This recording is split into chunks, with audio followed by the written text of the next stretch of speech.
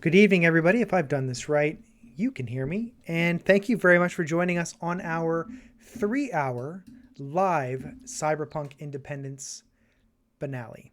I'm, of course, joined by our wonderful storyteller, Emma, Tab, Alley Cat. As you can see, there's a static image of Chris. He is stuck in traffic and rain. He will join us in progress as soon as he can. Before we begin, I did want to give you 2 points of warning. One, where Emma and I live, there is a thunderstorm warning. If there is an issue with our power or internet, we will try and get back on as soon as we can, but we will try and keep you updated so you're not waiting for us if we can't get on. The second thing, you may have heard that there are hate raids being happening and bot attacks against streamers of all sizes, particularly marginalized and LGBTQSIA streamers. We stand in solidarity with them. So if anything should happen to us during our stream, we will go on slow mode. We will go on an ad. We will clear the chat of any hateful commentary, and we will be on emote chat only. So as we are working through getting that all cleaned up, hopefully it won't take too long, but that's how we're going to be and how we're going to try and handle the situation to keep everybody and all of you safe. So thank you very much for joining us. I'm going to toss it over to our amazing storyteller, Emma. Well, thank you, Gary, and thank you everyone for joining us. I'm so happy to see such a dedicated fan base. We're small but mighty, and we're going to grow our cyberpunk movement. Where this tonight is our finale. It's the really, I mean, I did a charity event live, but this is the first time we're doing our show live, so we might screw it up. Who knows? But we're so happy you joined us, and we're gonna have fun tonight. And I can't wait to see what season two brings us. To be honest, I don't know what season two is going to look like because it depends on a lot on the choices made tonight, and none of those choices are set in stone. I'm going to give a lot of options to the players, so the agency, as always, is with them, and that also means possibly who lives, who dies. It's all But puppies and bunnies and rainbows, Emma. 100%. No pressure. No pressure. yeah, No okay. pressure. Um, so anyway, we're gonna have a lot of fun. So You and got you Chris, got that chocolate we sent you, right? no, I didn't actually. Oh So fuck. I haven't We're in been bribed. trouble. Yeah. Uh, so let's get into this. So just before we start, I just want to give a big thanks to those who have helped us this season. Dan Cooper, a good buddy of mine, who has done our theme music, which I think is just such a great tone for the show, and of course, my Pizza Punk family, my little children of the night, who have made this a fun little project, and of course, all those great people who watch us every week. You make this fun for me as well. So thanks to everyone, and of course RTG, our our Telsorian Games, who make Cyberpunk, which I have loved for almost 30 years. So thanks for making Cyberpunk. So let's get into this. So when we last saw each other, we were dealing with the aftermath of the street party, the aftermath of some betrayals by friends, well, specifically Godfrey, the revelation that somebody named Laura Pratt might be behind this. And I don't know if I'm pronouncing that right because apparently there's like a lot of capitalizations and lowercasing of the word. So I don't know. I didn't watch a lot of SpongeBob, so I don't know. And so we're going to be dealing a lot with that. As Gary mentioned, Slicks is caught in real life traffic. He's probably on the Don Valley Parkway, which is a nightmare on the best of days. So he'll join us as he can. But we're going to start tonight in the building of Tab, that Tab owns in Letitia Heights, in her apartment. You're all together. You're waiting for Slicks. And why don't you tell us what has been going down since the last time we saw you? I'm going to start with Alley Cat. uh oh no, no pressure. Oh god, we're live. I think that Alley Cat's been doing everything possible to learn about Laura Pratt. Probably not getting very far because despite the fact that she's just going around telling everyone her whole ass full name, probably not a lot of information available. Would that be correct, storyteller? Yeah, so you found out not much more than what you know. There's a Laura Pratt who's a sort of a senior middle um, executive with Reclaim, not at the VP level, but still up there. And you know that she lives in the executive zone, and that she sometimes works out of the Reclaim Depot here in Letitia Heights, and that she's been contracting the bozos every now and then. Uh, so that's what you know. That's you haven't really been able to get any back. It's strangely, especially with corps that are going up the corporate ladder, you're sometimes able to find biographies, educational information, and stuff because corps are, they're not shy. They're they're self promoting, WHORES. So they like to show, but you're surprisingly finding nothing on Laura Pratt. Not even her LinkedIn profile? Yeah, it's weird. Her LinkedIn profile is set on private, Hmm. it's one of those ones where she knows when you're looking at her profile. The Of word. course. Yeah, Of that's course. the worst. That is why I have a fake LinkedIn profile for myself to log in and and sneak around on people's profiles, but that's not ideal. Yeah, I wouldn't do that. So, How yep, sorry. how long has it been? Is this the next day? Let's say it's been a couple of days. The aftermath has been a bit much. We know that Slicks has been dealing with those of his crew that have lost their lives, or have those in the neighborhood who have lost their homes or other things. So he's been dealing with that. So it's been a few days. All right, and because the tab was very broken, did we also recover health during that time? And if so, how many days of health? Let's say 3 days of health. All right. And of course, if you want to say that you spent more than 3 days, I'm just throwing 3 days out there. If you needed more to heal up, I'm happy to say that we can jump forward a bit in time. How are you doing, Tabs, in terms of health? Doing okay. Could be doing better. Yeah. Would you like a couple of more days off? There's a fine line between wanting to heal up and wanting to find the jagoffs that took Billy. So Yeah, that's a good point. yeah.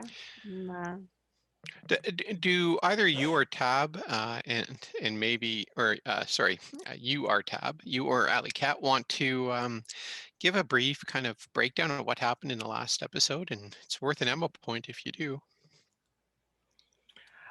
Other than Gary making us cry. Gary definitely made us cry. So, yeah, go for it.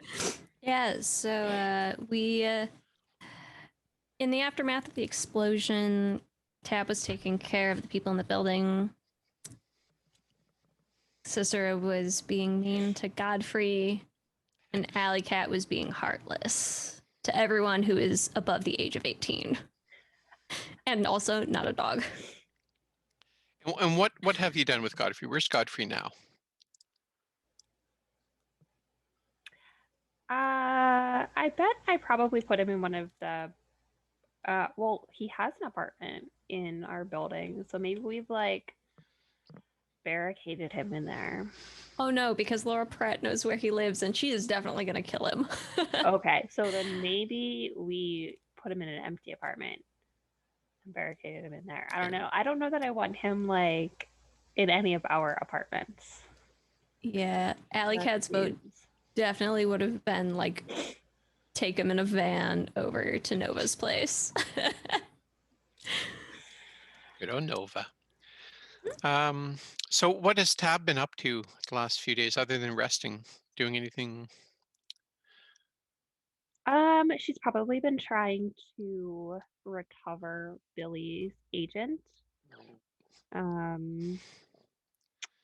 probably not having a whole lot of success, but maybe trying to see if Billy got any messages, like Well, around the time that she was sending us messages about the bombs. yeah. So you've been able to tinker with Billy's agent, and you've gotten to the point where you're confident that you could do a reboot of the system. And right now, you've you've rebooted the system, and the login, or sorry, the icon is 2 6-shooters, and it's crossed, and it's just like, yeah, there's like puffs of smoke coming out, and it just says loading, bang bang, loading, bang bang, and it's been that way for about a day. Oh, okay. Yeah, That's weird. and it's like creeping upwards. So, percentage wise. So now, right Mhm. now, it's like at 22%. Okay, so there is progress being made. I don't have to Yeah. enter like the Konami code in while it's loading, like No. secret passwords or anything. Got Yeah. it.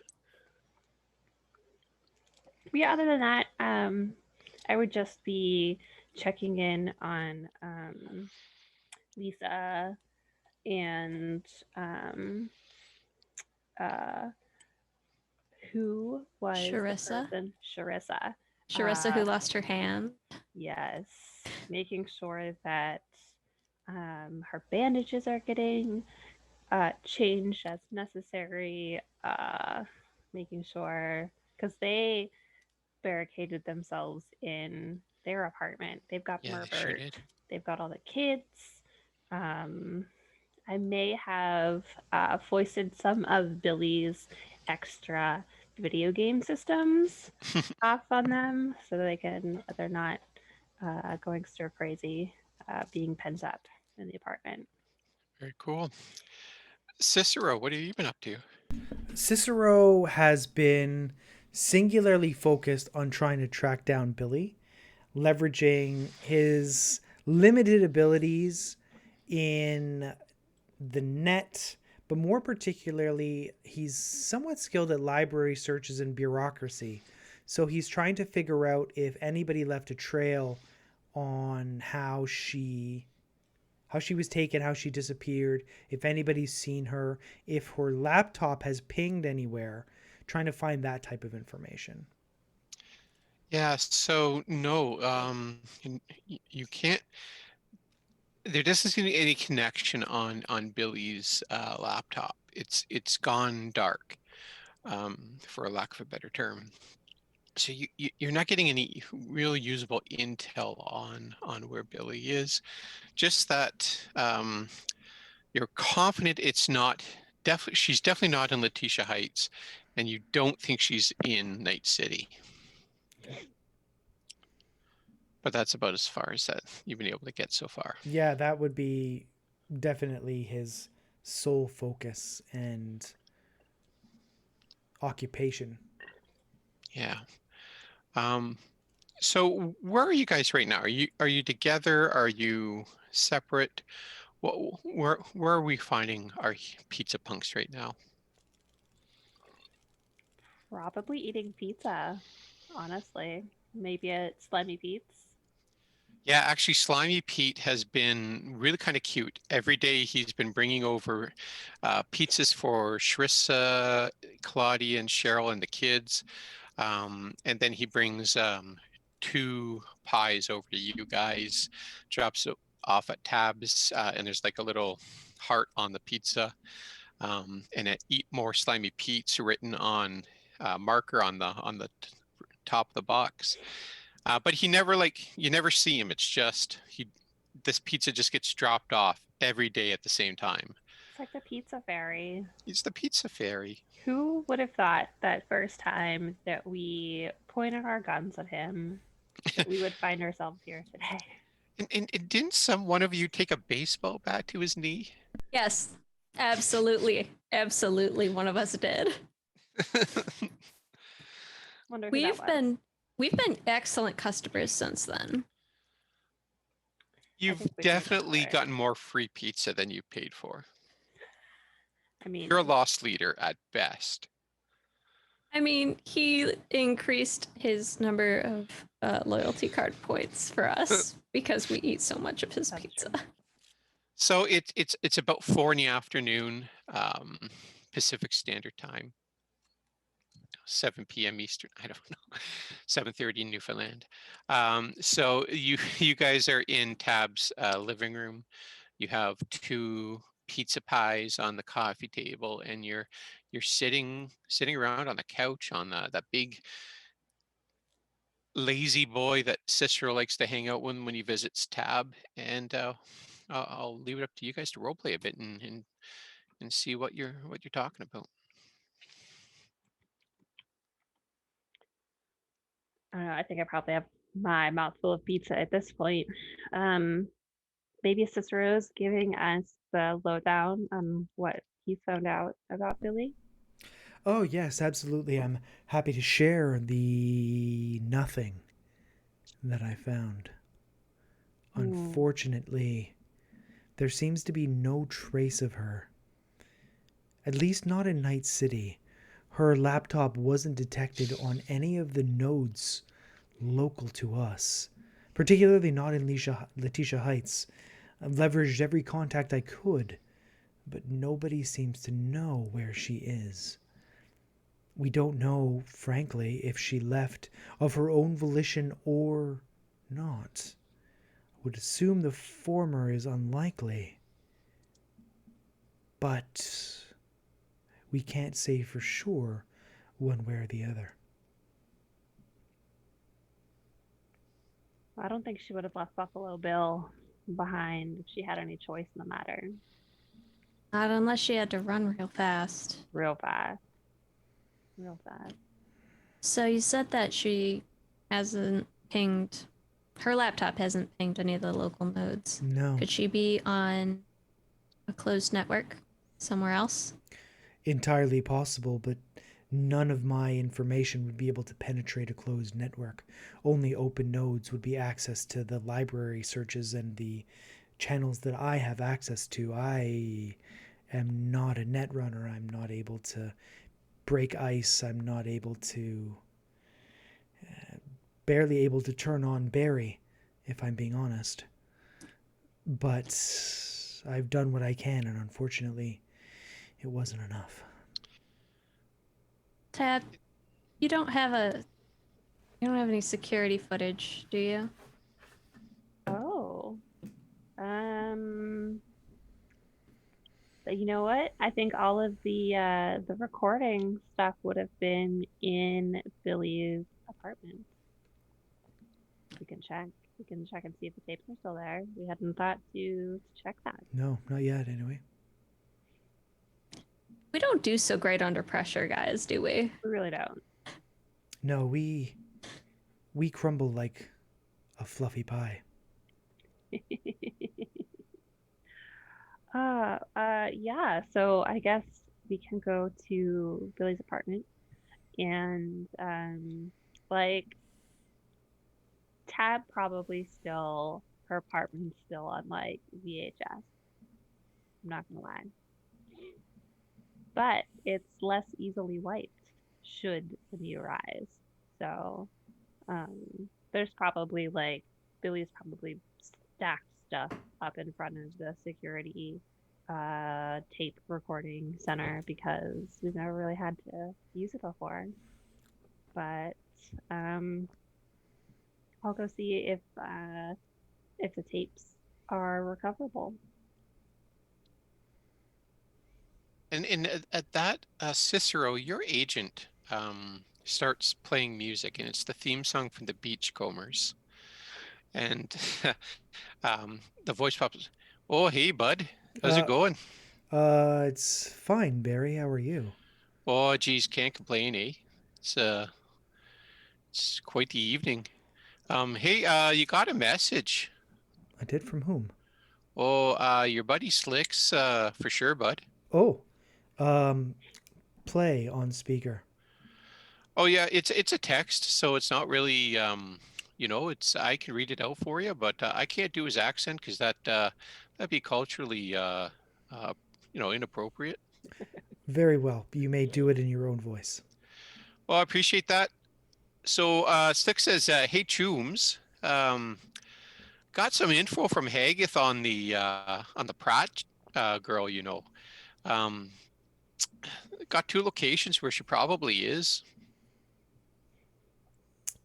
Is there more, or he was just informing us that he has information and choosing not to share it? Well, he says he's coming over to your place, but he's stuck in traffic, so he might be a little while. And should we just sit here and wait for him, or Well, I don't know, man. I'm just an agent. I don't know, bud. It's up to you. You know what I mean? I can give you some recipes for craft dinner or whatever you want. that would be proprietary? Yeah, I don't know if Kraft is going to sue you for downloading a recipe. Very well. All right. Well, Barry, thank you. Much appreciated. And I hope you have a nice day. Oh yeah, but I'm gonna let her rip and put a pin in it and talk to you later. Wait, you're gonna what?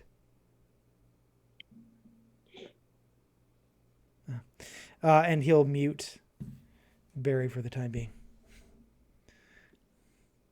And just a word comes up, rude.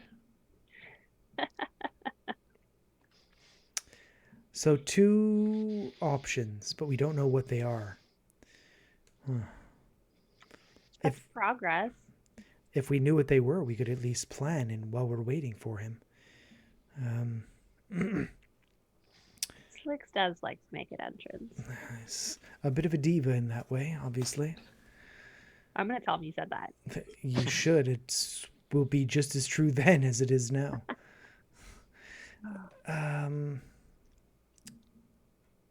Well, I could go to visit Cheryl at the reclaim office and see if there's any information on Laura Pratt's spending habits.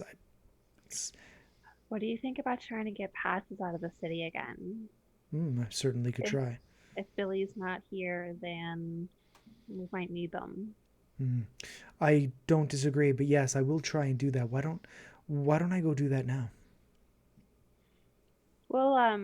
We'll message your agent when Slicks gets here. All right. Barry, if Tab or Alley Cat messages me, you may unmute yourself.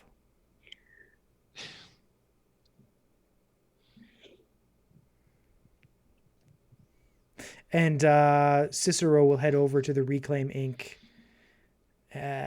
Office to see his good friend Cheryl. All right. So you just going straight in? No, I'm gonna case the joint first to make sure that there's nobody watching. I've done this enough that I'm assuming that they have samurai looking to. They tried to kill us, so they know who we are. But I'm gonna. I guess I'll make a. Do you want a perception or a conceal reveal object? Why don't you make me both there, bud? All right, so perception and conceal reveal. Okay, conceal reveal is 14 and perception is 19. I just rolled a d20. I pulled A tab? Maybe. Yeah. Well, a tab wouldn't do it. That's an Amy. Oh, absolutely. Yeah. So it's getting on to be about 5 o'clock. That's a time when a lot of folks after work start to pick up their kibble. So there's a lineup out the door with the folks with that ready to turn in their vouchers for their weekly kibble. There's a couple of armed guards outside. Of course, there's cameras everywhere, but nothing heightened. No heightened security. Do I recognize either of the guards as ones that I've talked to before? No. Okay. I'm going to go, I guess I'll go talk to one of the guards and I'll say, excuse me, I have an appointment to see Cheryl. My name is Cicero. Would you kindly check and see if I'm on the list? And he will try and persuade him by being famous? He just looks at you and goes, yeah, I don't got a list, so go on. Okay. So he'll walk in and he'll see if he can spot Cheryl. Yeah, so you walk into the waiting room, and there's people. There's 6 stations. So it's like when you go to get your driver's license renewed, right? There's those, and then the numbers, and then you see that 3 of them are have people lined up at at the counter, handing in their vouchers, being told where to go get their kibble. 2 of the it says on break. And then the last one is Cheryl, and she is just putting out a cigarette when she spots you, and she goes, "Oh shit!" Cicero will.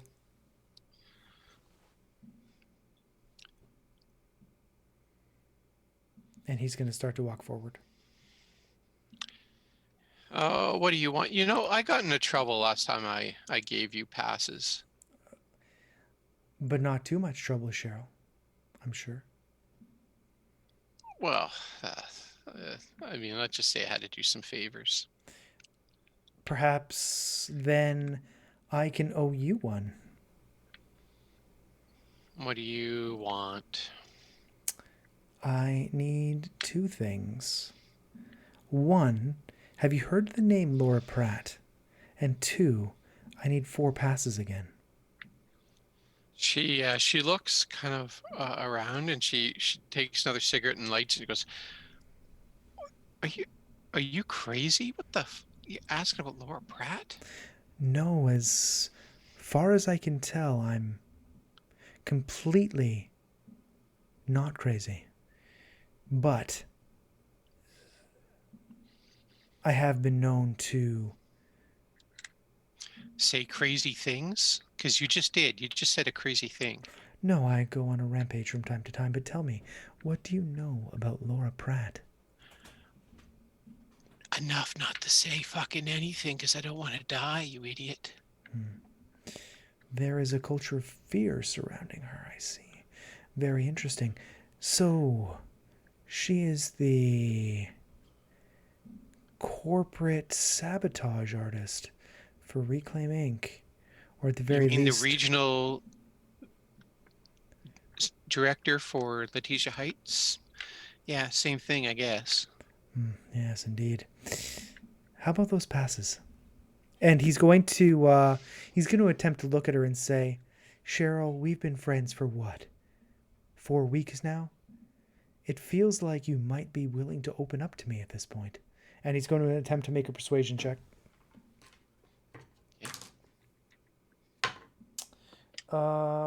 That is a 20.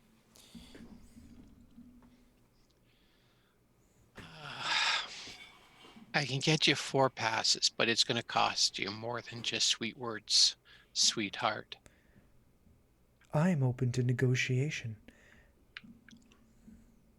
What do you need? What can I do for you?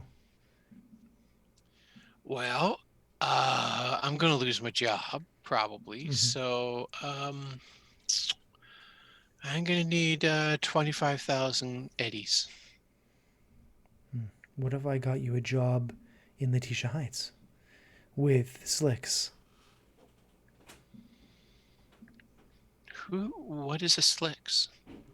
He is a well-known fixer in Letitia Heights, very well established. He's been operating for 20 years, and as you know, 20-year fixers don't come along every day.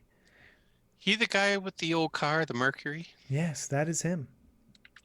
I want the Mercury. It's worth more than 25,000. So are these passes.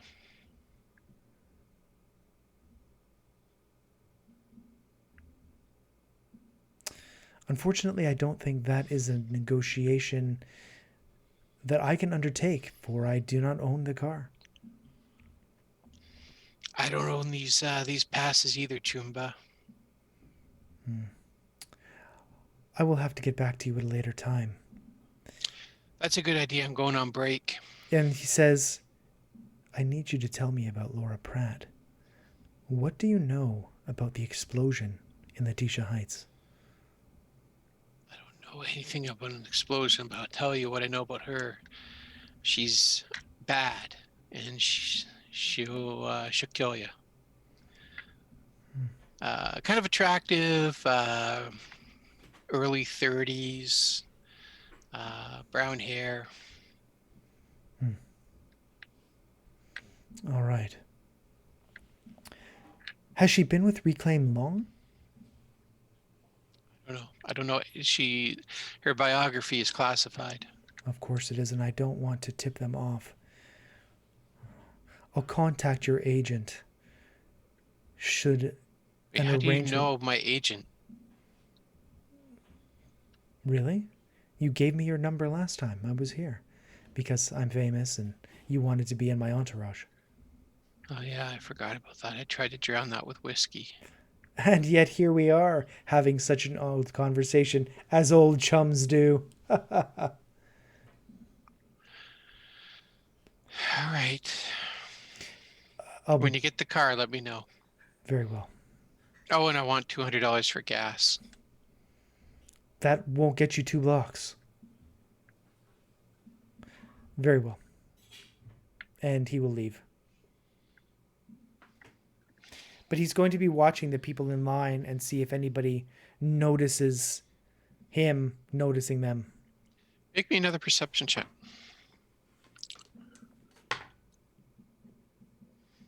21. No. Okay. So he'll leave and head back to the building. Okay.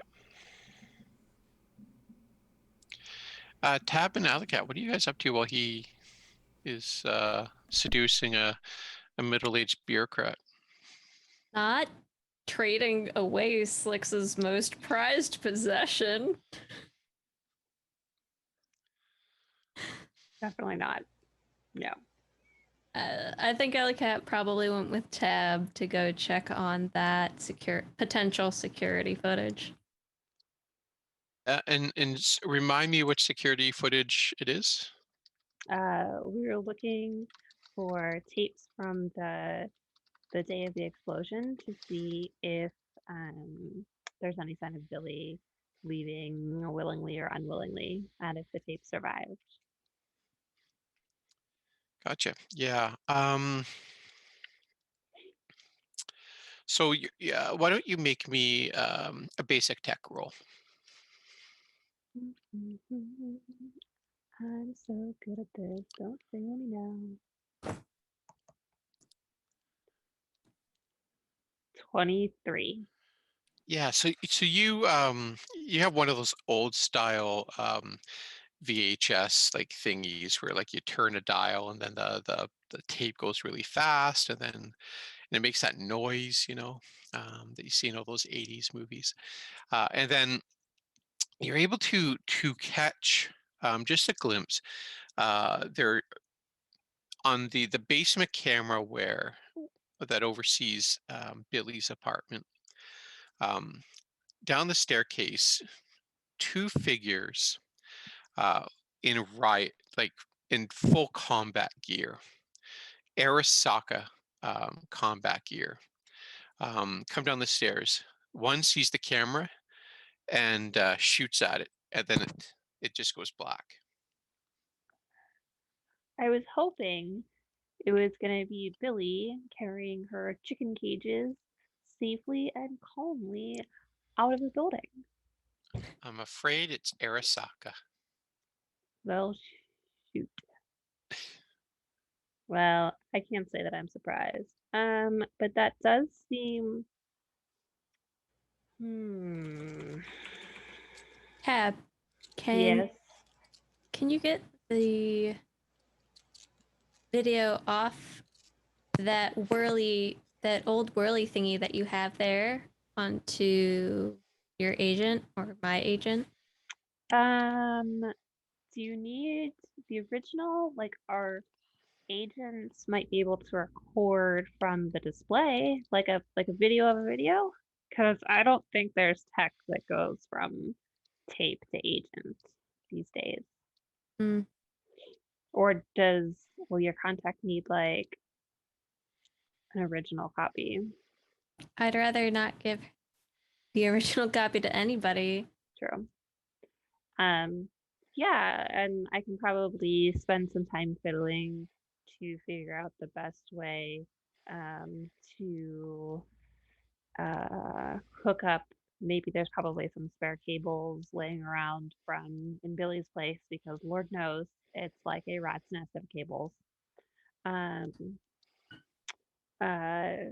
to like the old CRT monitor and connect it to a piece of equipment from this century to work on transferring the footage to a more modern medium.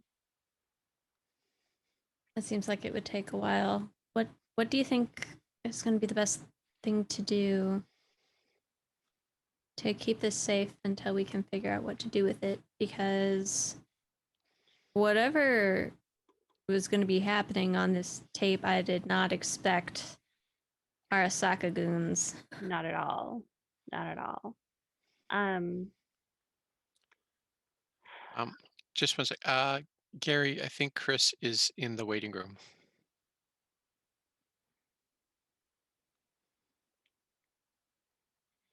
Sorry.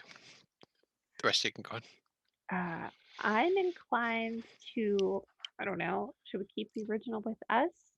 Is that more or less dangerous than leaving it someplace here in the building?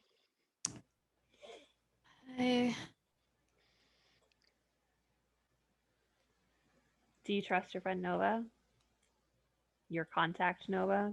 I was going to say I wouldn't necessarily call her my friend. I mean, I trust her as much as she pays you. I trust her slightly more than I trust most people. We could... Slightly less than I trust Cicero.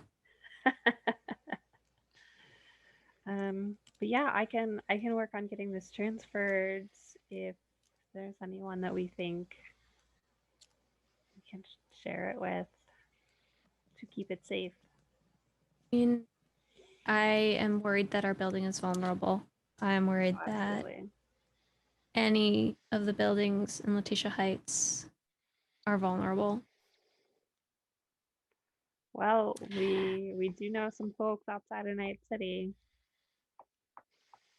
What if we ask Pete if we can put it in his walk-in refrigerator? Not a bad idea. As long as the cassettes aren't temperature sensitive. I mean, you would know better than me. I don't even know what a cassette is. It's the thing with the spindlies in the middle. Oh, the whirly thing. Yeah, the whirly thing. The whirly tape. Yeah. And maybe once Cicero gets back, he might have a secure place to store it on the data pool.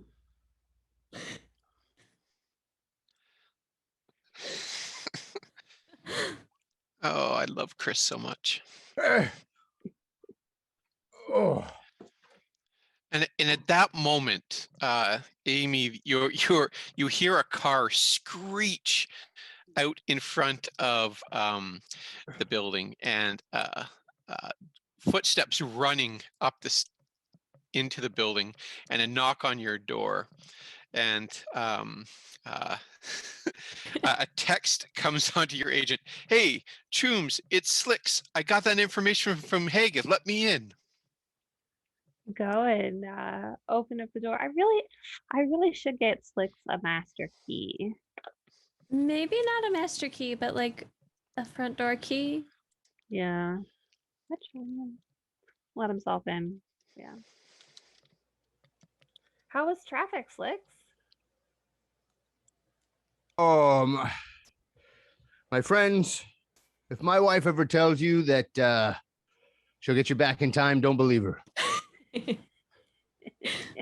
I I am beyond words. I am so apologetic. I knew how important tonight was, and I really let the team down. This is the first time Slicks has let the team down. You've more than earned your place with all of those various neck holes. You've earned some leeway, Slicks. Oh, guys, I apologize. Cicero, my most sincere apologies, my friend. Well, you look around and Cicero's not there. It's just in the apartment is Tab and Alley Cat. Hey, when Cicero gets here, tell him how sorry I am, Alley Cat. And Tab, I got you both a present for being so late. This is this is flown in from Canada. It's just a bunch of marijuana that apparently will calm you down. I think we're gonna need that tonight. Yeah. I don't know what you're talking about. Oh, Oh, Canada. but I'm glad you got my texts. Oh yeah, we Glad. gotta. I'll have my agents and Cicero's agents. Okay, good.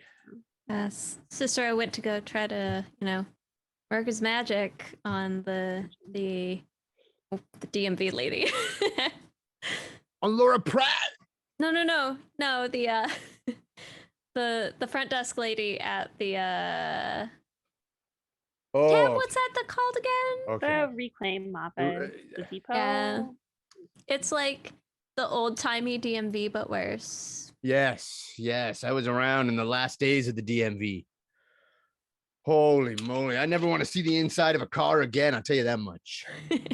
And at that moment, Slicks, your agent starts beeping, and it's Haggith's icon is popping up on your screen. And it's just him going. Excuse me, ladies. God, my agent's going off right now. Yeah, Haggy. Oh, yeah, is Slicks there? Yeah, it's me. I'm the only one who ever Oh. answers my own agent, man. Come on. Yeah. Oh, Sorry, you never know. Hey, it's Haggith. Yeah, I know. We got this picture set up and everything. Yeah. Oh yeah, remember? Oh man, remember when we took those photos together? It was at the fair. Fair, and, yeah. I was eating the toffee. Taco, Man, that was good. We should do that again. Those are good times. Yeah. Hey, I mean, I don't want to sound like an asshole, but come on, man. We got shit to do. You're talking about fairs and stuff like this. Oh, sometimes I get a little nostalgic. I'm sorry. Listen, I got more details on Laura Pratt for you. Good. You know how I said earlier I narrowed it down to 2 locations, the Yes. X Zone and the depot. Yeah. Wow, man, I got an address. Oh, I love you, Hanky. I know, man. I love you too. Oh, You're like one of my best friends. Oh, wow. Okay. I wasn't gonna go that deep, but hey, I mean, since you put it out there, yeah, you know what? Best friends. Okay. Oh, okay. Well, I just need a writing utensil. Here we go. Okay. All right, hit it. Okay. Well, so Thursdays and Fridays, she's at the depot in Letitia Heights from about 8 in the morning until about 4 in the afternoon. Okay, that's pretty good. Yeah. The rest of the time, she works from home. She's not a corporate office type of person. Right. And her address is 3327 Spark Hall. 27 Spark Hall. 3327 Spark Hall. Oh, that's I don't know if that's an avenue or a street, but it's corp, so it's probably an avenue, 'cause yeah. they got those big sweeping like streets with the tree. Do you know that avenues traditionally either have a line of trees in the center medium or along the sides? Yeah, Haggy, you know what? This is great info, but it's kind of useless to me right now, buddy. But I probably, you know what? Hey, I'll take you out for some quesadillas after this, and you can tell me all about avenues and streets and cul-de-sacs. How about And that? boulevards, because boulevards traditionally have like a medium, like a grassy medium in the middle where there's two, like a one-way going this way and a one-way going that way. Haggy, I hate to bust your balls, but you're killing me right now, buddy. You're killing me. Okay, anyway, quesadillas later, buddy. Bye. Bye. Okay, ladies, I think I've got something. We're all ears. I'm so sorry. What is the date today? What day of the week is it? It is Storyteller. Wednesday. Oh, damn it. Well, it's hump day, I'll tell you that. And hump day in Night City is not the best. But if we wait a day, Laura Pratt's going to be at her office Thursday to Friday. She's going to be at the depot from 8 to 4. But, and this is a big but if we go down to the Corpo neighborhood where all the important people live, I've got her address. Like her address. I've got Laura Pratt's home address. And really quickly, as he's talking to the lady, he texts on his agent, Haggy, you're an angel. I can't believe you're such an important part of my life. And I thank you so much for all this information. And he responds back like instantaneously with like a dozen hearts and BFFs forever. And Slicks responds, man, you really got nothing to do today, do you? No, man, I am totally unemployed these days. Okay, fair enough. Okay, ladies. So, I mean, I can always order us some dinner and we can wait until Cicero gets back. But Well, Pete dropped off a couple of pies. Hope you like olives. I love olives, black or green. Both. Yeah, I was going to say I love both. See, Oh, this is why we invite Slicks to our pizza parties. Mm-hmm. oh, Mm-hmm. thank you. You know what? I feel terrible for being so late, too. I did bring marijuana, though. Sprinkle that on that olives, I'll tell you. Well, here's something that Alley Cat, using that big old brain of hers, thought that we should check the security footage of the building from the day that everything went down. And how familiar are you with Arasaka? Arasaka? Arasaka. Arasaka? Yeah. They I'm were pretty familiar with Arasaka. two two figures in Arasaka gear, or at least pretending to be Arasaka folks, were in our building and took out our security cams. Huh. Yeah. Yeah. Interesting. Yeah. Not what I expected. Yeah, I mean, I'm sure Arasaka would hate for that to get out, wouldn't they? We're trying to work some magic to preserve the have you ever seen a VHS cassette in person before? It's like Only in it's been pictures. and like I'll hold up like and like green screen, but like I'll hold up the cassette and like look, if you have a pencil, you can wind the spindles by hand. Sometimes it gets jammed in the equipment and you have to like fight it, and then you get like this big ribbon. Whoa. Yeah, that's the worst. But I mean, it was pretty high tech for its time, like Oh, 70 years ago. yeah. Wow. They kept whole movies on that tape. They're so clunky. Like, think of how many bits we can keep on an agent these days. I know. Wow. Yeah, we're gonna try and get the footage transferred over and make sure that it's safe because, like you said, someone might come looking for it, or I don't know, maybe someone would pay us for the information. That's a good idea. Nothing else. It's a lead. They were headed down to Billy's. Oh. Yeah. Why were they going to Billy's? What did Billy have that they would want? Well, I mean, I'm guessing what they wanted at Billy's was Billy, since she's the primary missing component Right. from her room. Where's Godfrey? Where's that piece of shit? We've got him in a spare apartment since Laura Pratt knows where he lives. We've got him decked out in an empty room. Good. But no, he's thinking about what he's done, for sure. Yeah. and gave him a very stern finger wagging earlier. All right. Well, I would love to give him a very stern punching in the face later as well. You But- and Cicero can draw straws. True. Like, we have been Nope. over this every day since this happened. You cannot punch him in the face until after we sell his information to the media for the elevator money. Right. You got it. All right. I'll do my best. I can't promise anything, but I will do my best. Slicks' honor. I don't know what that means. As you Hey, guys are chatting, Cicero gets back to the building. And Cicero, you get to the apartment. You see Slick's car out front. Oh, wow.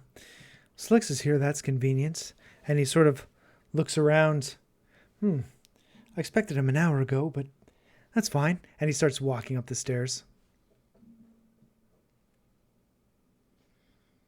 Slicks, as he walks in the door, it's nice to see you. Always good when we see one another. Hey, Cicero. Hey, look, I really wanted to apologize for being so late. I brought you something. Oh, yes. And he pulls Cicero over to the corner.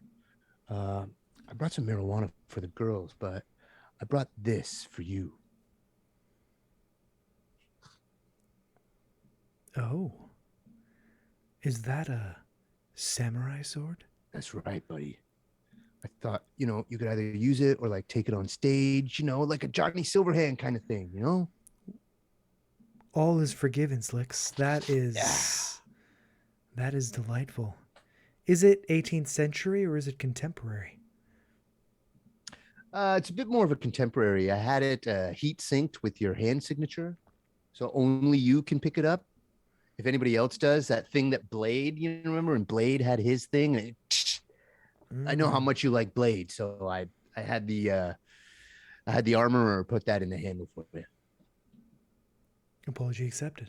Yes. Okay, but Did don't tell you- the ladies because I feel like they might get jealous. You know what I mean? Did you learn anything? I did. Oh, buddy, did I? Haggith came through big time. We've got Love Laura that Aggie. Pratt's home address. Oh. Her home Did you get anything down at address. the depot? No, unfortunately not. The contact that I possess, Cheryl, refused to provide any information about Laura Pratt whatsoever, beyond that if you even say her name, it could get you dead. She said that if we wanted 4 passes out of Night City, it would cost $25,000, but then I suggested perhaps instead she could work for you. To which she changed her desire to your Mercury. Huh. Well, I'm not leaving Night City. This is where I was born and raised. At this time, I see no reason to leave, but the passes are expensive and are available should we need them. Fair enough. Well, and then Slicks turns around to address everybody else. Well, I'm going to let you guys lead this one. What have you guys been planning? What do you got for me? You tell me what to do and I'm yours. There's just crickets Cicero. in the background. Cicero, what happened at the depot? You get us those passes? No. Oh, what happened to I'm Cicero? I'm so famous. I'm so famous I can get my fangirls to give me anything I want. First of all, that doesn't sound like me. Second, Doesn't Because you have to use the voice. Oh, I can get my fangirls to give me anything I want. Oh, wait, let me try. I don't have any fangirls. Give me what I want. no. Oh, so close though, right? That was pretty good. That was very good, Slicks. No, it was... Not only was it poor in quality, it was borderline offensive. Oh, sorry. I just gave you the top samurai sword. I apologize. Wait, he gets a sword? No, I have two other things for you ladies. I mean, the marijuana was one thing, but wait till you see what I have in the trunk of my car for you guys. As long as it's not a body. Then wait till you see what I have in the glove compartment for you two ladies. I think we have to decide whether we want to attack her at home or at Reclaim. Reclaim has the disadvantage of potentially affecting innocent people, many of whom are not caught up in our struggle, but it will be less defended most likely than her home will, as it's in the corporate zone. Yeah. I can't think. So, okay, here's a question for Storyteller. Would there be like, I mean, obviously these four are spending some time kind of putting together some sort of plan, but is there a good, I guess Laura Pratt lives in a very highly secure area, right? It's almost foolish to go there unless we don't attack her, unless we find some way to sneak in and confront her. And What are but you where's the asking fun me? in that?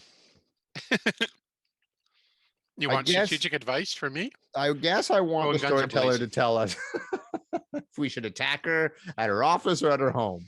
But that's something you can't tell us. I mean, that is. It feels worth the risk to attack her at Reclaim.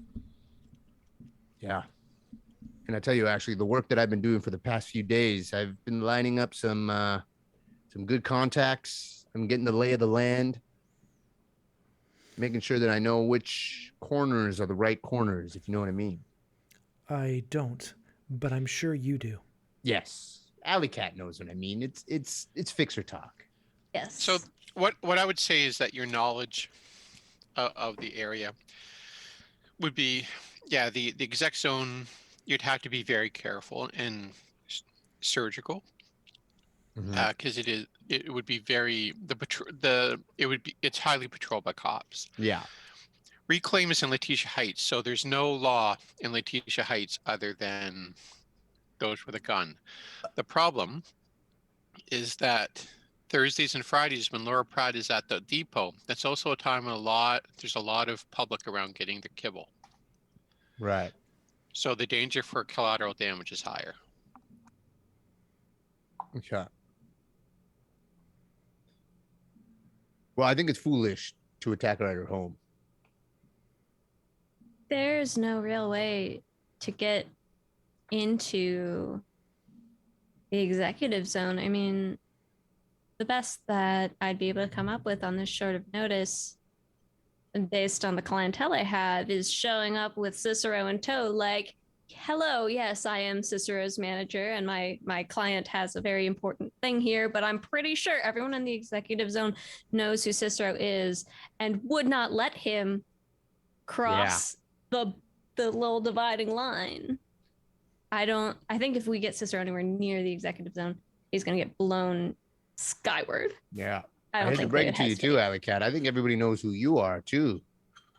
They've been Everyone trying to kill you knows. for the past few weeks. I mean, everyone also knows you and your fancy car. All your fancy cars. That's true.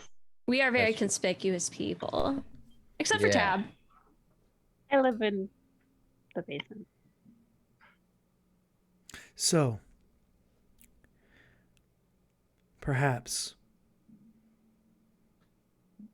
the only plan that we have is to go in guns blazing in order to scare off all the people who will be getting their kibble. Make it look like we're trying to boost the kibble from the depot, have them scatter, and hopefully it will reduce the amount of potential collateral damage. We will be careful, but the Reclaim goons will not. It could be our friends or family. We don't know. I mean, I wouldn't say that's our only option. We have other options. I mean, I'm pretty streetwise. I could get enough people in the neighborhood to tell people to maybe stay away from that area in a What? specific window of time, so there is no collateral damage, right? I mean, slick, so we might be able to come up with some special equipment that we could say place on premises very early in the morning before What? Laura Pratt arrives. What time does Laura work at the Well- depot? Haggy told me that she gets in around 8 a.m. She's there all day, Thursdays and Fridays. We could go in Thursday night and wait for Friday morning. Ooh, that might be a good idea because then we can just watch her comings and goings and get an idea of, where does she go out locally for lunch? Does she bring her lunch? Does she have any? That's a good idea. Here's the thing. I have a bit of a taste for revenge at this time. I don't blame you. And I think, wouldn't it be just a delight if we could present Laura Pratt with the same taste of sheer terror and horror that we experienced We over could the put weekend? a bomb in her office. We could put a bomb in her office. That is literally what I was thinking. That's what you would. Yeah, I Was mean, I- it's fixer was- talk to really beat around the bush. Was but, I the only one who knew that she was talking about putting a bomb in the like? No, I knew. It was, I knew. Okay, I definitely. It was clearly talking about putting a bomb in her office. Yeah. Tab, we're having a conversation about putting a bomb in her office. Okay. Yeah, Big time. I'm caught great, up. great suggestion though. I love where your head's at. We could have Godfrey put a bomb in her office. We could have. Well, I don't know if Godfrey would be smart enough to not set it off. Well, Well, it depends on Tab makes the bomb. That's for sure. Just make it idiot proof. And also, we have to get that recording. We have to get his recording about Laura Pratt to sell We the could- Nova. We could wire him because if he's going in to plant the bomb, obviously she'll be there, right? And they'll have talks and they'll talk about how it's going. Although, Pretty sure she's just gonna kill him. yeah, I was just gonna say, yeah, Yeah. but she's even if just we gonna get that kill him. on he's kind of a dead man walking now, isn't he? tape. I- Um,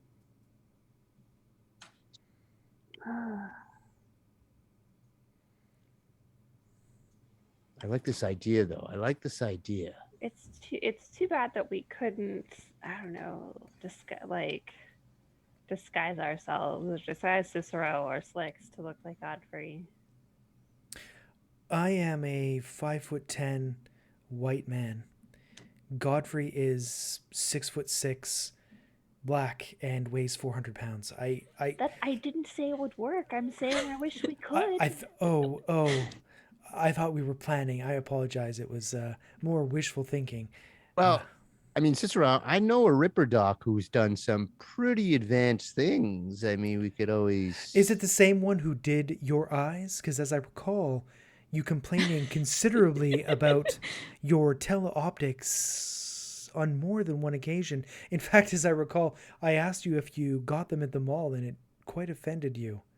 So you'll excuse me if I suggest that might be a suboptimal method of going forward.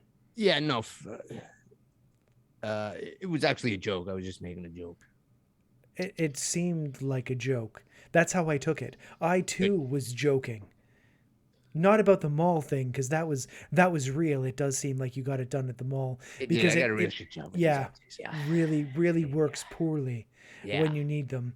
But Remember back in the day, the Dufferin Mall is basically the future equivalent of the Dufferin Mall. right, yes. I wish our American friends Yes. could know that, but Oh, is it? Did you get it done at a buck or two? yeah, pretty much, yeah. If they've ever been to Buffalo, it's like the Walden Galleria, but crappier. Did Chris just name check the Dirty Duff Mall in this podcast? 'Cause Damn right. Emma point for you. I think the bomb is risky in that we can't allow people to get hurt. And I respect your connections, Slicks, but the more people we tell, the more likely we are to arouse her suspicion. Fair enough. All it takes is one person to overhear or look for a method of advancement at Reclaim. No, you're absolutely right. I mean, she did a real shit job setting up those bombs in our neighborhood. Mm-hmm. That's for Oh, you sure. know she didn't do it herself. So, What precisely does Laura Pratt do? What does she come into the office to do? You know, that's a good question.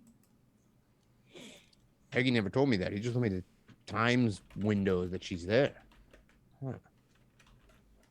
Well, Cicero would remember that uh, Cheryl did say that she was the regional director of Letitia Heights for Reclaim. Right. Yeah, that's her title, but what does that mean? Sounds like a lot of paper pushing and bomb setting and Godfrey intimidating, frankly. Godfrey manipulating, to be fair, which seems is a lot less difficult than you'd hope. How does Laura Pratt get to the Reclaim office? Because maybe we don't take her out there. Maybe we put something in her transport, on her transport. We can observe on Thursday and execute on Friday. Mm-hmm. Good call. Good call. And Slicks, Yes, ma'am. you think we could get a night market together to look for some supplies before then? Already on it. And he pulls out his agent and he starts tapping away, trying to get in touch with everyone that he can. Storyteller, would we be mechanically able to do this? Sorry, you guys cut out, so I didn't hear what you had said. Oh. The Slicks. That Slicks and I could try to attempt to organize a night market for tonight, Wednesday night. Yeah, both of you have. What's your fixer skill again? I'm operator rank 5. Operator rank 6. Yeah, your operator ranks are pretty high enough that you could probably score. Why don't you both make me an operator roll and let's see how that goes. So what is an okay. operator roll? How do we roll Yeah. for operator? Roll operator plus charisma, Okay. or what is charisma skill? Cool. I forget. Cool. Cool. Yeah. Cool. Yeah, cool.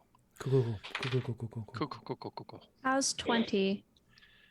It's cool. I only got 13. Well, Slicks, even though you have a lot of connections and you've been around forever, you're kind of getting stonewalled. A bunch of you guys are like, oh man, tonight got a car meet. You know, Haggith has a house party going on tonight. And then while you're getting no after no, your protege is getting nothing but hits. So yeah, within about an hour, you think you can get a night market going. And of course, I'm directing at the alley cat who rolled high. No. Excellent. And she kind of looks over. She's like, Tab, any special stuff you want? You might be able to find something cool here. Ooh, I'll start making a list.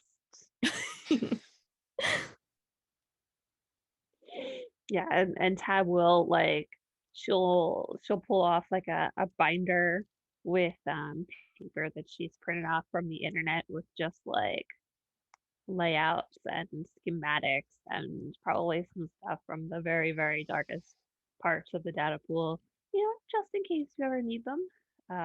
And she will start making like a wish list, like a Santa list, like dream of everything that she could possibly, just in case it happens, in case it happens to be there.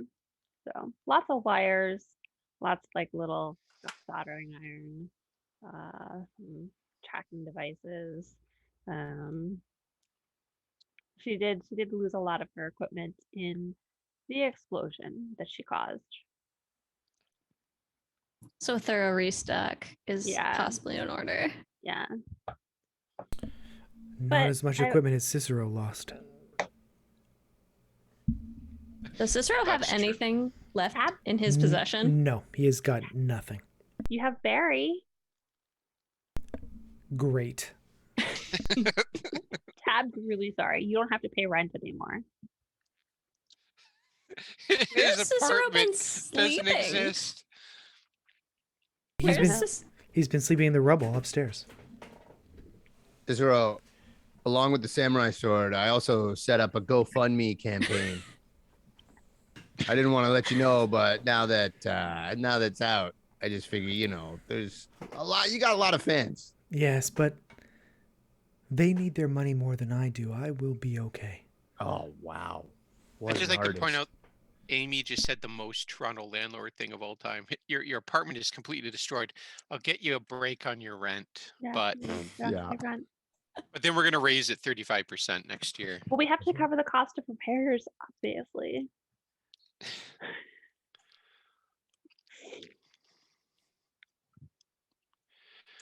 So what you guys doing? Getting ready for this night market. All right.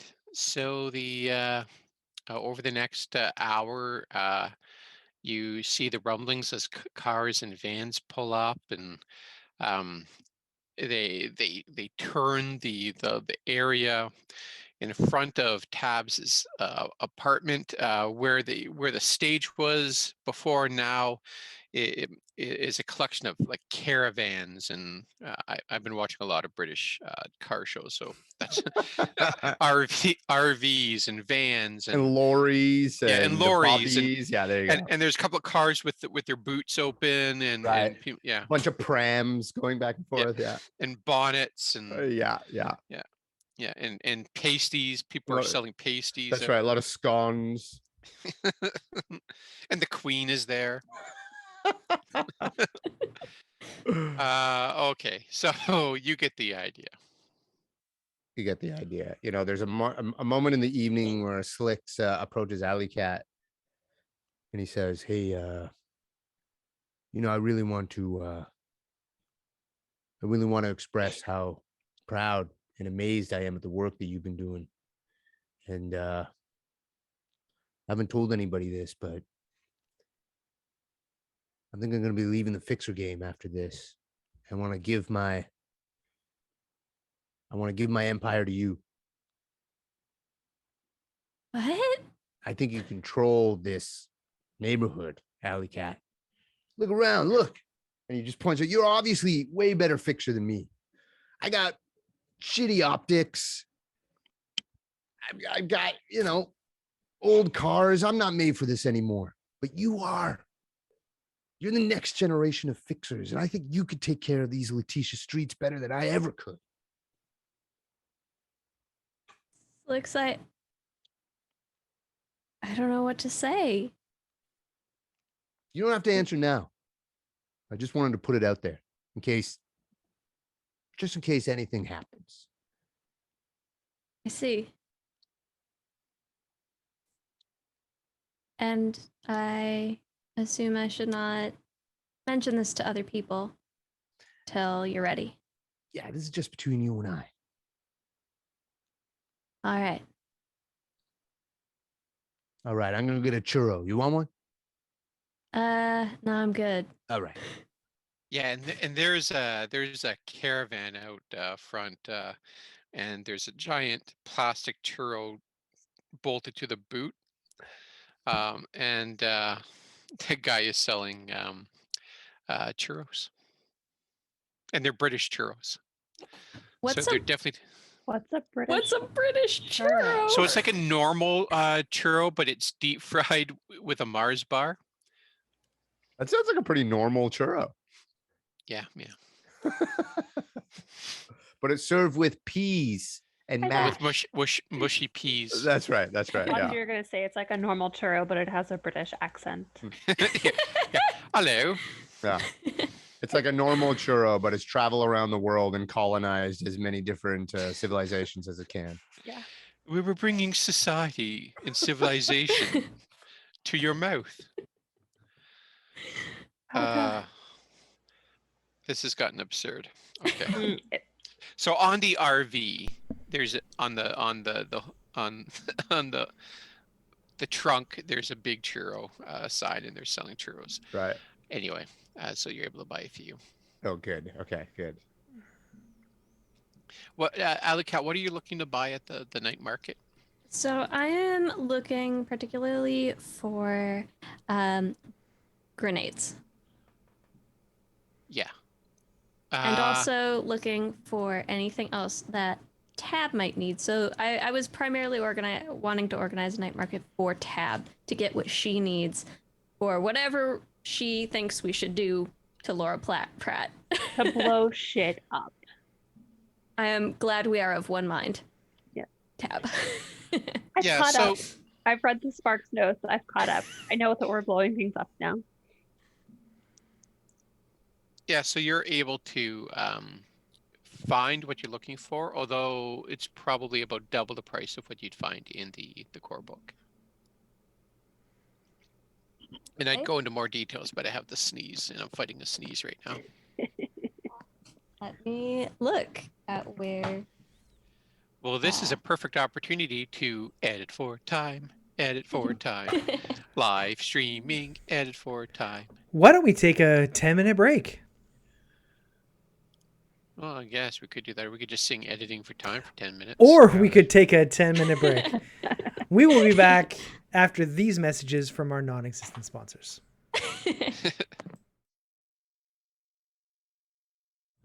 Welcome back, everybody. Thank you for bearing with us as we rehydrated, replenished, and jacked into the net for the finale of our finale. Yeah, and again, I want to thank everyone for joining us for the special live version of Cyberpunk Independence. So far, so good. And I know that Dan Cooper, who does our music, just joined us. So wanted to give another shout out and thank you to him for all the wonderful music he's put together for Cyberpunk Independence in the way that it really gives us great atmosphere. So thank you, Dan. And we'll see you on Fallout 76 when I get back. So anyway, so we're going back to the night market, and Alley Cat, you've been sourcing stuff. Yes. So after taking some time to kind of wander around in the night market, Alley Cat finds exactly what she's looking for. And she says, Mike, text the group chat, tell everyone to meet me by the taco truck.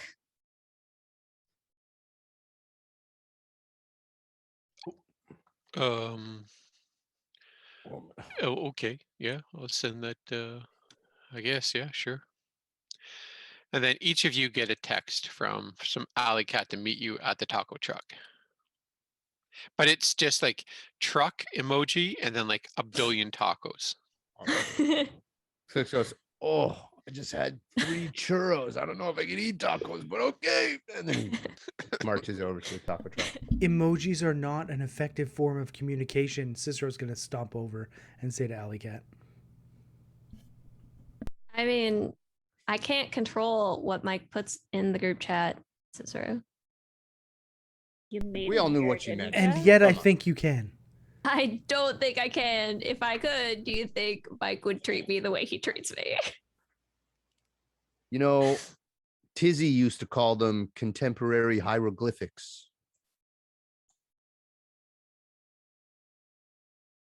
And I think in Tizzy's memory, I will only speak in emojis now.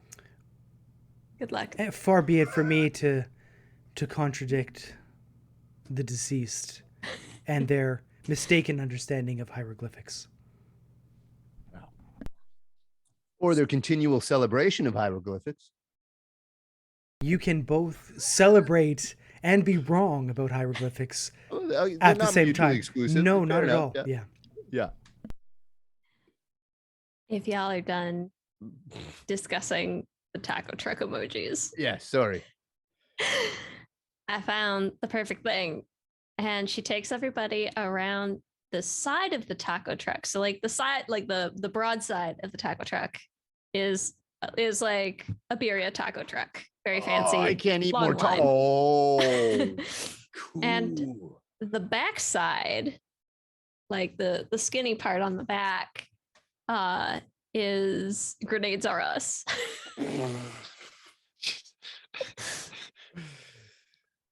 Man, So that's we an have- old business name. I guess that never gets old, does it? So we have some options. All right. And I think that we should consider our different options based on how we wish to execute our plan for the Hmm. weekend. Right. So there are a few different kinds of grenades available. Typically, if you're just trying to do some damage, what you want to get are armor-piercing ammunition. Cicero, you may remember the armor-piercing ammunition from that time at the farm. That was an armor-piercing grenade. But there are a lot of other kinds too that have a wider range of capabilities that might be useful. So we have the options of biotoxins, EMPs. We can, EMPs, I can knock out Yeah. the whole city blind. That's not bad. yeah, but maybe then you wouldn't be able to see. Well, she's there during the day. Your eyes are computerized, Lex. Yeah, you know what? They're so bad I can just completely forgot they were in my head. There are also flashbangs, which probably won't affect your. My optics, yeah, that's Yeah, true. they won't. Those won't affect your optics, but they'll affect meat eyes. The rest of us wouldn't be able to be in the vicinity, or you'd have to warn us so we could close our eyes and turn away. Okay, that's But that would also probably warn her. So, don't know. yeah. I mean, she's a corporal. Who knows what she has implanted in her face? You know. That's true. Who knows what's implanted in her face? Oh God. So there's also incendiary ammunition, which will light anything Ooh, around it on fire, including her, probably. I like that. There's poison, which only affects meat people. Sleep ammunition, in case we just want to knock her out and interrogate her later. There's a smoke bomb and tear gas bomb. All right. I'm gonna get 10 rounds of that sleep ammo. I'll tell you right now. Because I tell you this, I'm not leaving that woman alive until I find out what the hell she was doing.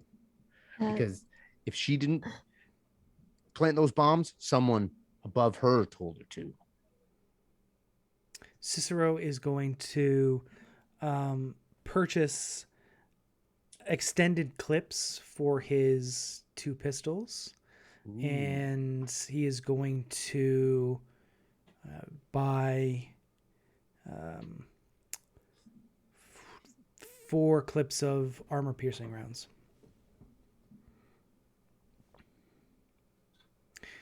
I'm ready to go. Let's get this done. Sister, do you have input on killer capture? Dispatch without prejudice. Insane in the membrane. Dispatch without prejudice. I like that. See, that's why you're a singer, man. That's why you're an artist, Cicero. Yes. I paint pictures with words. Wait, wasn't one of that? That was the second track off your 3rd album. Yes, it was. Dispatch without prejudice, wasn't Yes, it? Yes. It was a favorite of mine. It was about directing people toward their best selves, dispatching their preconceived notions about the limitations imposed on them by the corporations. Wow. I didn't get any of that when I listened to the song, but it's beautiful. You know, Mm-hmm. there's a deeper meaning to that stuff. Yes. Wow. Some dope allegorical rhymes. Dope. Wow. What is this? The early 2000s? Holy moly. I'm bringing it back. Oh, I love it. I love it. All You right. want a churro? No, thank you. Okay, great. I don't want to run on a full stomach. Yeah, fair enough. All right. So is everybody locked and loaded? What's our we're gonna go at 8 o'clock and try and spring a trap or what? We're gonna observe on Thursday, Okay. Yeah. execute on Friday. Okay. We have not decided on killer capture, and Slicks and I probably need to buy some ammo. Let's. Yeah. Here's a thought that occurred to me. If we kill Laura Brett, how do we find Billy? That's We why don't know that capture. we don't know that Laura Pratt took Billy. We don't know that the two things are connected in any way. Well, didn't Godfrey say she was with someone? No. Godfrey was not even aware that she was missing. Godfrey believed Laura Pratt when she said that Jim was alive. Oh, right. Never mind. But we don't know if those things are related. But I guess that's what I'm saying. My vote would be for capture or maim so that she could still talk. I'm 100% for capture because I'm a man of information. I want to know what she wanted from all of this destruction. And if it wasn't her, who the hell told her to blow up my neighborhood? Okay. Let's go set up our observation post. Sounds Sure. good. So, Emma mentioned that the cost of anything that we find here is going to be twice what's in the book. And the sleep ammunition is 1,000 eddies with the doubling. It is 500 apiece Wow. in the book. Yeah. Well, I'm a man of means. Storyteller. Yeah, you are. Yeah. And I say, yeah, this is no problem. I will put in the Discord an estimate of how much you have. Okay. Okay, great. Lots of zeros in it.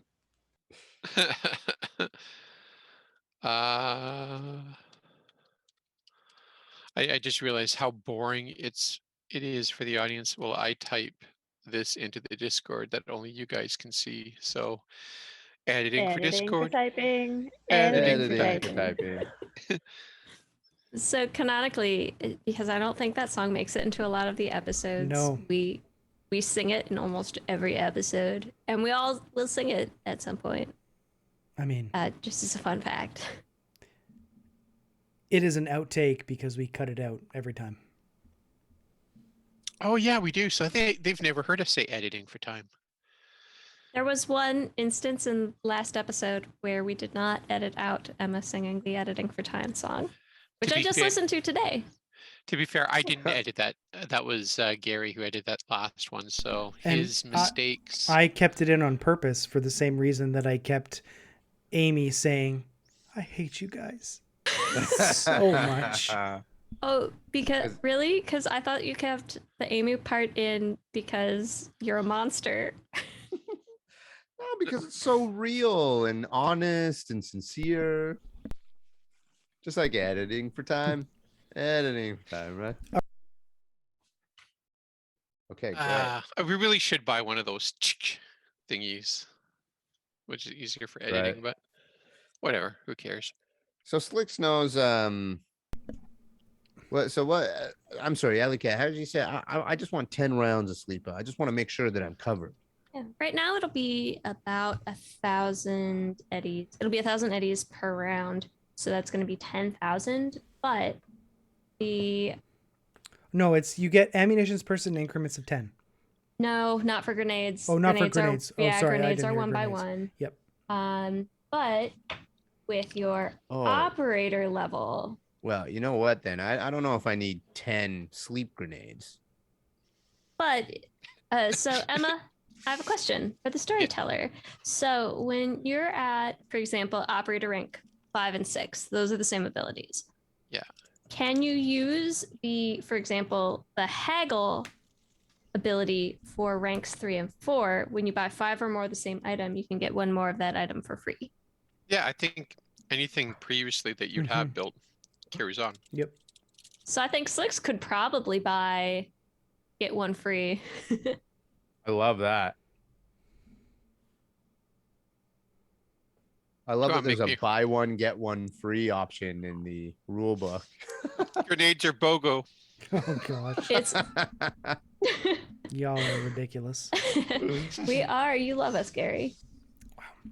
Okay, I'm rolling for haggle. I love that. Not to be confused rolling with Haggith. Hey, yeah, that's right. On a Wednesday evening, just like this one, in 2040 in Night City, a group of friends spent time shopping instead of communicating with each other. This is what that looks like. Observe. Enjoy. Well, joke's on you because it's 2045. Whatever.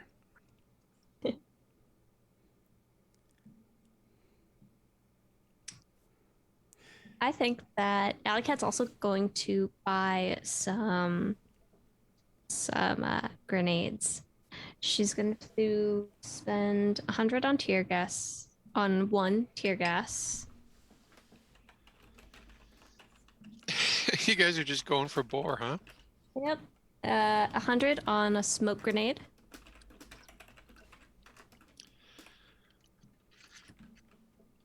You know, it's better safe than sorry, which we very clearly learned like 2 episodes ago.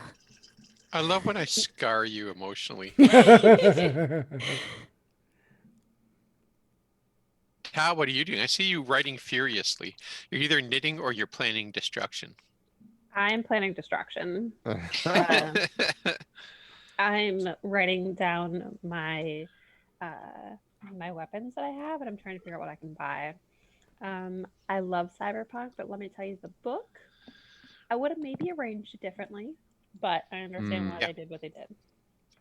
The book is almost like D&D first edition bad when it comes to like where everything is. And it's like the third Cyberpunk book too, right? You think they'd have learned something? Yeah. The last thing I'm gonna buy are I'm gonna spend 400 on 2 armor piercing grenades, just in case. Jesus. All right.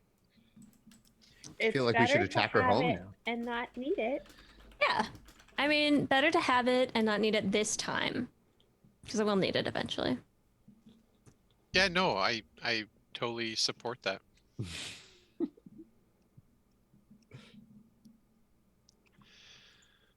Okay. And Cicero, any last minute things you're buying? Nope. Do you think we'll need a lockpicking set? Nothing beyond what I already said. Maybe. I'm surprised you don't have one already. It's somewhere in your apartment. Oh, You mean the toilet that my apartment has become? I offered you a tent. Oh, you offered me a tent. Wonderful. Yeah, a tent. That's great. I used to live in a penthouse, but now I get a tent in a rubble-filled room. I offered you an entire apartment, and you declined. Cicero, you can always stay with me. It's not my apartment. The ground floor is not good enough for the Cicero. Upper levels are more defensible than ground floors, obviously, Alley Cat. It's true. Not when they're open to the sky. All right, so you're not that I want to move y'all along because this is infinitely interesting, but so you're able to stock up on what you want from the night market. Just we can tally up the cost of all that stuff afterwards, so we don't bore our audience to death. Any further? Yeah, I'm getting instant messages from all of our audience, and they're all to a person saying how awful all 4 of you are for doing this. We're pretty insufferable. I'm literally just sitting here waiting to go. Don't load me into them. These are just they cannot believe how terrible you are. Hawkmere has just stopped gaming. Mm-hmm. Well, you know what? We're sorry if this is our favorite part of tabletop role-playing games is the shopping. You know But what I I'm found the done. other day was remember that Forgotten Realms from like the early 90s. It was that catalog of stuff. No. Aurora's book or whatever. Anyway, Oh yeah, yeah. yeah. I found the hard copy or the soft copy I have of that. It was like the Sears catalog, right? Yeah, that's right. It was full of really cool stuff. Anyway, so we'll talk about some other podcasts. Okay, Observation so post. We're going to set observation post. So how are you setting this up? What's it look like? it up. It's going to be across the street from Reclaim if we can. Abandoned building. Just observing egress and whatnot, how she comes, her route. But yeah, what kind of a street is this? It's just a simple, straightforward. It's kind of like a politician's office somewhere. And So no, think more like a mini mall, like an old mini mall. okay, Like yeah, this is going to get very Toronto centric, but um Chris, you know the Sam's convenience store down in Kensington Market? yes. It looks exactly like that. Oh wow. Okay, great, Squat low building. great. Oh, perfect. Okay, If so any of y'all play GTA 5, it looks like the MU Mart in like Rodeo Drive, that mini mall with the parking lot. so what Slicks does is he sets up like a spot on the roof across the street, Hmm. and just making sure that, and he's kind of there for the day. He set up like a lawn chair, and he's got a little cooler with him, so it's just some nice cerveza every once in a while. But just watching the comings and goings of the neighborhood, just so he knows that things are on time. The hard thing for him is that he's not there for an extended period of time. He's not there for many days to see, Yeah. delivery people or what. But he And wants to just. what time are you getting there? I get there. Slicks is an older guy, so he gets up pretty early. So he gets there for like 7:30 before Laura Pratt gets there. He wants to Gotcha. see where she gets dropped off, Yeah. what car she's in while she's arriving. So Slicks is on the roof, kind of having a bit of a sun tanning thing. Cicero, what are you doing? Cicero is going to. He's going to try and disguise himself a little bit and be in the line. You're gonna actually line up Mm-hmm. for kibble. Mm-hmm. Okay. Yeah. And are you getting there around the same time, around 7:30? Probably earlier. What time does the line start forming? Like 6? Around 6, yeah. Yep, 6. Okay. Tabs, what you doing, buds? Drinking coffee. At home, or are you going to be in the building across the street? Probably across the street. Yeah. Maybe just sort of laying low, building little things, just like fiddling. I fiddle when I'm anxious and when I've had too much coffee, and that's both right now. So Yeah, so you're in an apartment across the street. You've pulled up. The only piece of furniture that's left is like an ottoman. Um, and it's remember in the early 80s how everything was like plaid. It's like one of those things, and with like the wood like on the side. And so you're sitting on that. You've got a thermos full of, and it's a vintage 1980s thermos brand thermos of coffee beside you. You've got like a lunch pail, and inside you've got some sandwiches that Claudia's made for you. I bet it's There's a a Care Bears yeah, thermos and lunch for pail. sure it's a Care Bears. Actually, no, it's a Muppets Babies um, lunchbox. She's put together like a sandwich for you. There's an apple. There's a Capri Sun. Don't know where she got that from. Um, and Alley Cat, where are you? What are you doing? What other things happen in this office aside from the kibble line? So Reclaim runs their administration there. So anything from where you get your kibble to where you get your work details, get hired and fired, where where the planners decide which area Letitia Heights they're working on next. The engineers come in and do work there. Yeah, so it's like a bustling little like construction office type of place.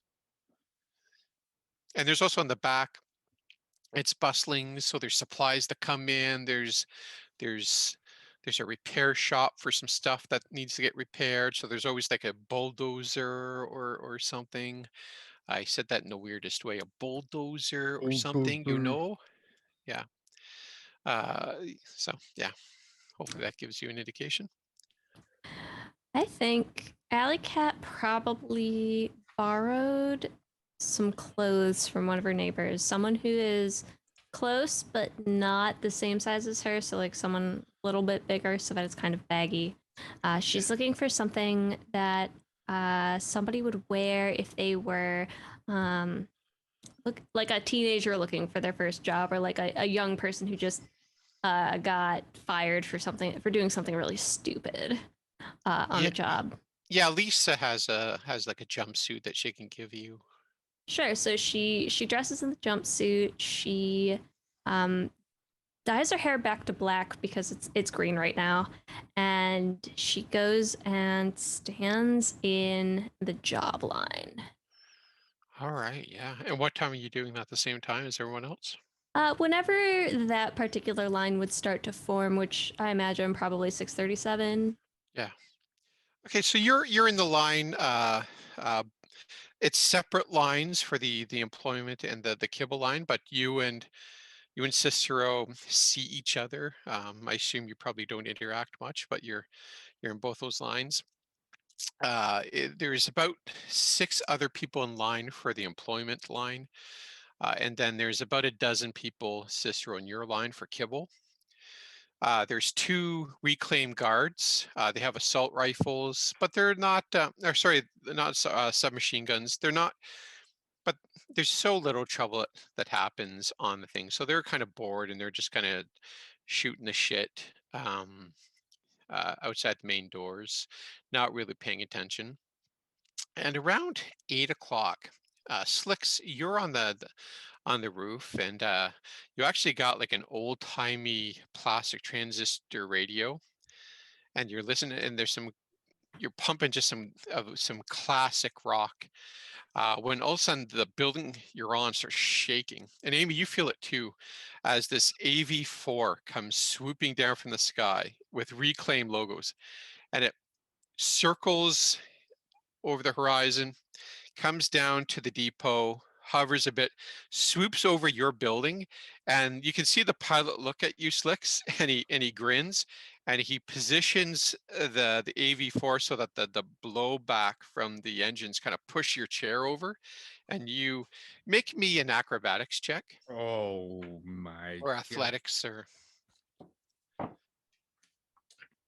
Also, I should add that Slicks is dressed. You know, this is kind of like the Ocean's 11 style that these guys, the camera pans down from the roof and goes by Cicero in line and then flips around and looks at Tab eating an apple and then lands on Alley Cat.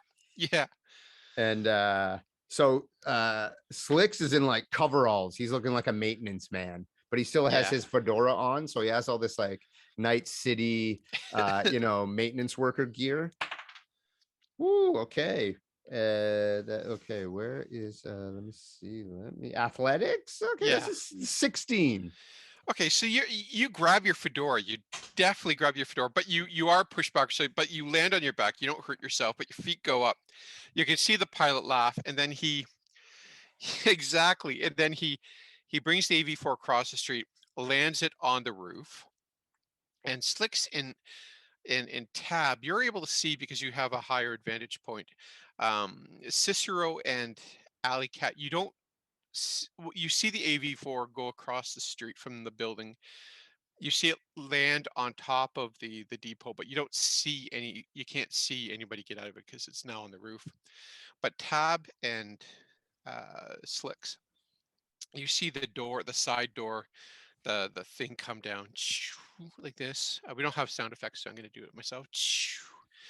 And then 2 heavily armed security operators get out, and a woman with black hair, those gigantic black sunglasses, and a Carmen Sandiego hat. gets out of the AV4, walks over to the door. One of the security guard opens the door to like there's like a door on the roof, like like, and then she walks in, and then they follow her into the depot. Okay. While that was happening, Slicks, hoping that his hardware works, was using everything in his head, his teleoptics, his micro video, amplified hearing. He's recording all this too. And I mean, what can I roll for teleoptics just to see he's Make me a looking? perception check. Okay. He's like, come on, you stupid hardware. He's hitting the side of his head. Come on.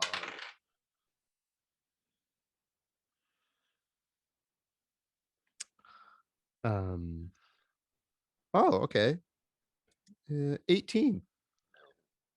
Yeah, so you zoom in, you see, so Laura Pratt is dressed in very expensive corpus, a suit, a skirt, a blazer, very expensive looking Louboutin shoes, that carbon San Diego hat, which just looks ridiculous. Very expensive sunglasses, which you bought once for an old girlfriend. You know those sunglasses for like $2,000. And the security, when the ramp comes down, you can make it out with your audio enhancer that the guard goes, Ms. Pratt, it's safe, come on out. She comes out, and she goes, open the goddamn door. He opens the door and says, after you, Miss Pratt, and then she enters in. Awesome. So Slicks gets that all on tape, and then he just returns, sits back down in his chair, and just continues watching. Yeah, so a couple hours pass. Eventually, both of you, Cicero and Alley Cat, get to the front of your line. Do you want to interact, or? No, I'm gonna leave before I get to the beginning of the line. I don't need to go in. Okay. What about you, Alley Cat? Yes, I do want to interact. Okay, so the security guard goes, all right, after you, and he opens up the door, and he goes, go to counter number 1. And you go to counter number 1, and that is Cheryl, and she's smoking a cigarette. We've got 2 job openings, one for a mechanic role, which your scrawny little arms doesn't look like you can change a bolt on a bulldozer. And we have some general labor, demolition stuff. What do you want? Do you have anything administrative? Oh yeah. The CEO is looking for a chief of staff. It pays about 115,000 a year with benefits. Yeah, sure. Do you just want to go in the back and start today? Oh, No, I've got a mechanic's job, changing bolts on bulldozers, or a general laborer's job, clearing shit out of a hole on the corner of 23rd and 4th. Storyteller, where is 23rd and 4th? Like compared to where we are? It's about 2 blocks north of Tabbs's building. Okay, so it's not our corner. No. Okay. What do I need to do? And I'm looking around at. Is there like a divider, or is it just her desk? So it's a counter, like it's a DMV counter, but there's no divider. The pandemic hasn't hit there, so there's no plexiglass. Is there anything on top of the, like a cup of pens? Yeah, or like a there's one of those plant? pens, old-fashioned pens with the chain. And she has a little troll doll with it's red with pink hair. That's And really of course she cute. has an ashtray, and just it's filled with cigarette butts. Is that like up on top of the thing, or is Mhm. that down like where she is? Well, I do anticipate a good old-fashioned spillage. And of course she has a cup of coffee. Well, I imagine the cup of coffee is like behind like where she is and not up where Oh.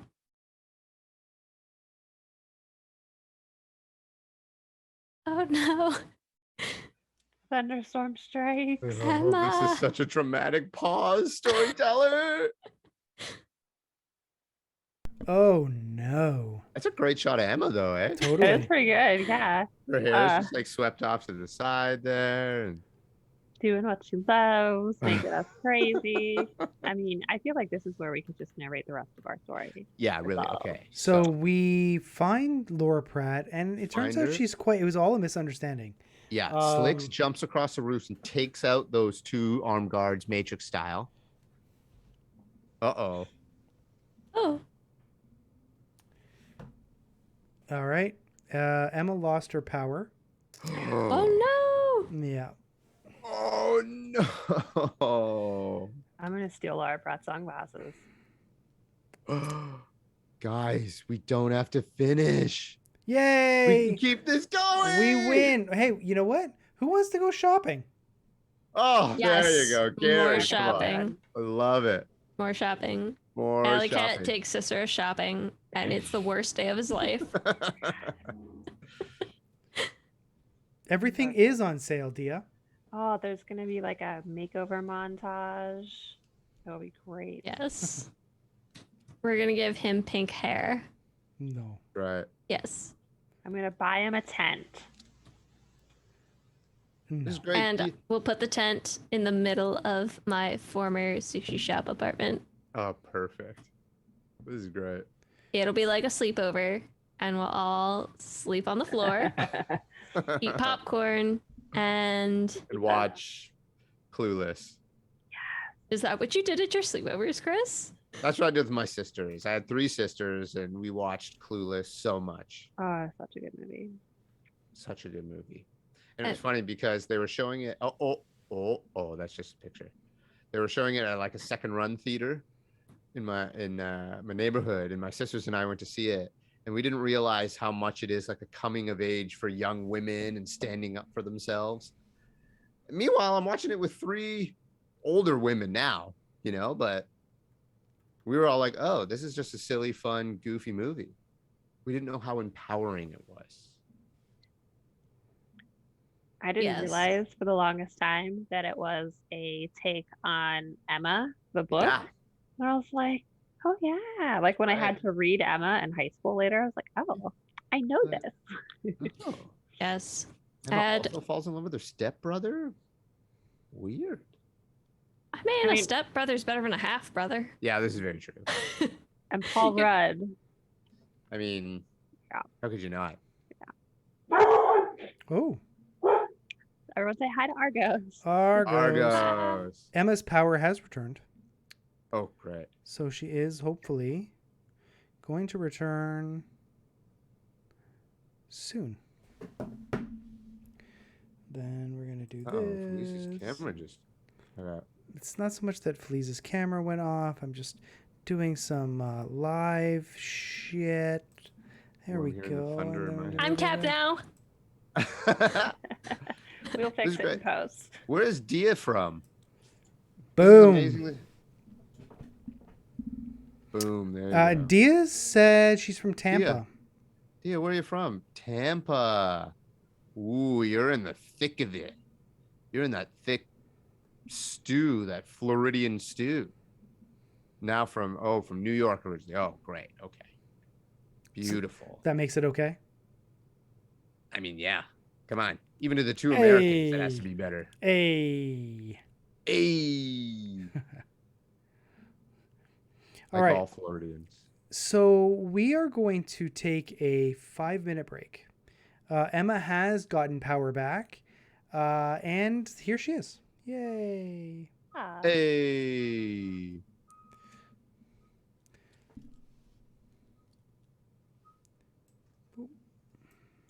Can you guys hear me? You sound great. We can hear you. We can hear you. Yes.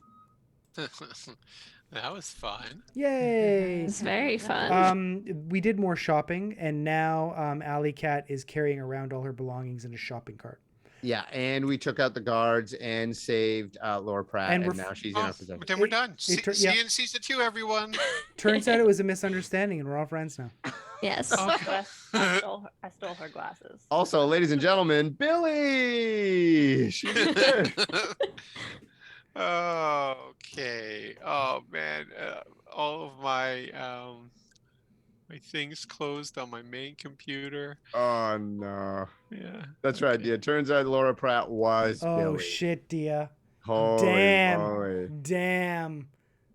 That's Laura cold. Pratt walks out like that. The usual suspects, and she like straightens her foot and If starts Rachel walking. if Rachel shows up in this shit, I'm losing my mind. That'd be so cool.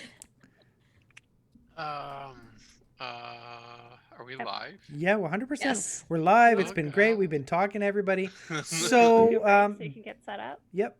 You I want just that? need a second. I just need a second. Continue talking amongst yourselves. Yeah, it's I totally gave fine. Cicero pink hair. No, you Okay. did not. Mhm. I did. That is not Well, a he thing that slept. I happened. did. And we're having a sleepover in my apartment. That That's is right. not. And None of that is Slicks- happening. Slicks decided we're watching Clueless. And Slicks is lying on his stomach and kicking his feet back, and just, I love this movie. My sisters and I watched it when we were growing up. I just love it. It's filled with jokes. This is where I get my sense of humor from. Alicia Silverstone, one of Hollywood's greats. She was really looked over in her time, and it's a shame. Hmm. She was Batgirl. That really tanked her career. I forgot about that. So we are going to return to Tab's apartment. We are going to get all our stuff ready. And so our plan, I'm assuming our plan is to go in line, like all of us, and use that as a way to get in and then burst through the offices and try and... I don't know. It depends on what Alley Cat may have accomplished when she was scheming at Cheryl. Oh, Cheryl, you're right.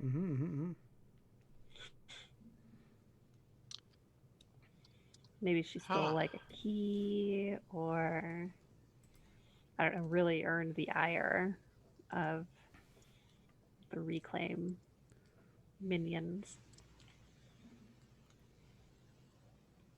So weird. I can't connect back to Twitch. That's okay. All my lights are flickering.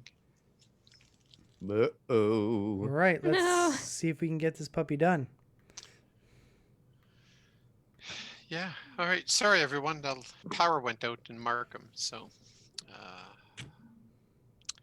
anyway, I'm back. All right. Yes. So I was asking some questions about this area. Yes. It's like you said it's like a DMV counter. Is there an area that I can see where there's like a door to walk around behind, or like a little, those flappy things, Oh yeah, for sure. Those those flap. Yeah. Yeah, the flappy things. And is Cheryl the only one working today? Or are there other people working today? Oh no, there's other people. So there's 6 counters, and all of them are staffed. All right. And this is counter 1, so it's on the end. Is it the end nearest to the, or is it down at like 6, or is it between like 3 and 4? Yeah, no, it's next to her desk. She's the most senior person, so she gets to walk the least. Yeah. Okay. So Alley Cat says, what do I need to give you to apply for this job? Well, I'm gonna need your social insurance number. You are legally able to work in Night City, right? Oh yeah. Is that one the card, or is that the little booklet, or is that the sheet? Well, it could be all 3. Do you have the card? I do. And she's like digging around, like looking in all her things, and knocks over the ashtray into the coffee cup. Oh God, that's a dark roast, you idiot! I'm so sorry. Can I come help you clean it up? I'm very good at cleaning, I promise. It's all over me. You got it all over me. I'm also good at laundry. Can I help you, please? I'm so sorry. I'm so sorry. I really need a job. Ma'am. Just fine. Here's the card. Just get the hell out of here. Here's your orders for the day. Thank you so much.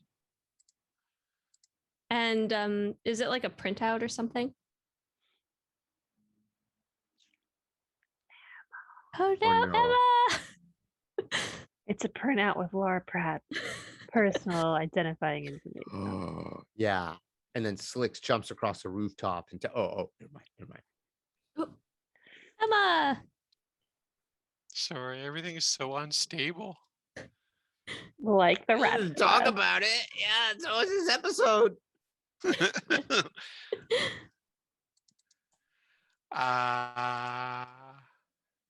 Okay, sorry. What? So you said that it just gives me the orders for the day. How is that delivered? Is it like a digital thing? Is it like a printout?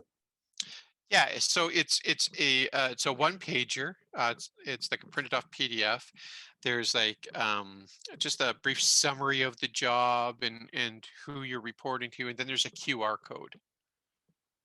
All right. And does she stay there? Yeah. Well, actually, no. She gets up, she brushes. She's just covered in cigarette butts and coffee, and she angrily puts the on break sign little placard on, and she grumbles as she goes into the back. Are there any security guards around here? There's one, and he's kind of chuckling because he hates us. Sure. And he goes back. He's got a submachine gun, but he's just like drinking a coffee. He doesn't care. All right. Where was the place she indicated I should go? Just like back out the way I came in? Yeah. Is it past the security guard? Yes. All right. So I go over to the security guard and I say, I am so sorry about that. Please tell her that I'm really, really sorry when she comes back. She left before I could apologize properly. I thought it was hilarious, to be honest. Oh, I thought I was trying so hard to make a good impression. I thought that I heard from one of my friends who came in to the unemployment office last week that the regional lady was here and that sometimes she needs some help, like typing or taking out her garbage and things like that. Do you know if maybe something like that would happen like tomorrow or next week? And I'm trying to use the conversation skill, which is the conversation skill is when you're talking with someone to get them to tell you something without getting them to give you information without realize they're giving you information that you're looking for. Make me a roll. Interesting. I like that.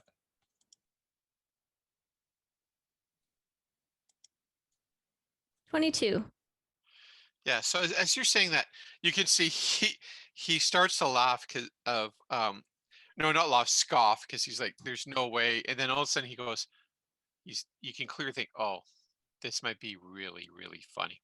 Yeah, you should definitely apply tomorrow and say that Central sent you to help Ms. Pratt out. But be here at 7:45. And if anyone asks you, Cheryl gave you the information. Oh, thank you so much, sir. And what's your name? And I look around, like, does he have a name tag? Yeah, it says Roberts. Thank you, Mr. Roberts, sir. Thank you Just so much. Don't mention me at all. Especially when you fuck up near Miss Pratt. Just don't mention me at all. Okay. I definitely won't mention you when I fuck up. And I exit and I look at the line, the employment line behind, and I just hand the sheet to the first person I see who seems to be in the employment line. Awesome. Yeah, and it's a guy, and you've recognized this. This is someone that you don't know him, but you know of him, and he has a family of 6. Oh, I'm like, oh, I got called away for a family emergency. So if you want to take this, I already got approved. So you could just go ahead and take it and go. Oh, that's amazing. Thank you. That Cheryl woman keeps telling me she'd never let me work. Well, Cheryl's a piece of shit, so I'm glad that I could get through this job for her. She, she is a piece of shit. I think she's a meth addict. Not And that Alley that makes Cat, her a terrible person. you know, I don't really know what that has to do much of anything, but she's definitely an unpleasant being.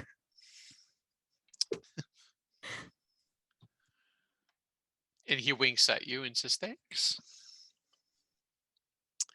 What about you, Cicero? You did you head back to the Yeah. Yeah, Taz head building? back. Yeah, there's no reason for me to stay. I got the information we needed, so. All right, And I'm famous. They might recognize me. that's true. Not with that pink hair. I do not have pink hair. You have pink hair. I gave Cicero pink eye. Ugh. I don't want to know how. So, what about you, Tab, and Slicks? What are you up to?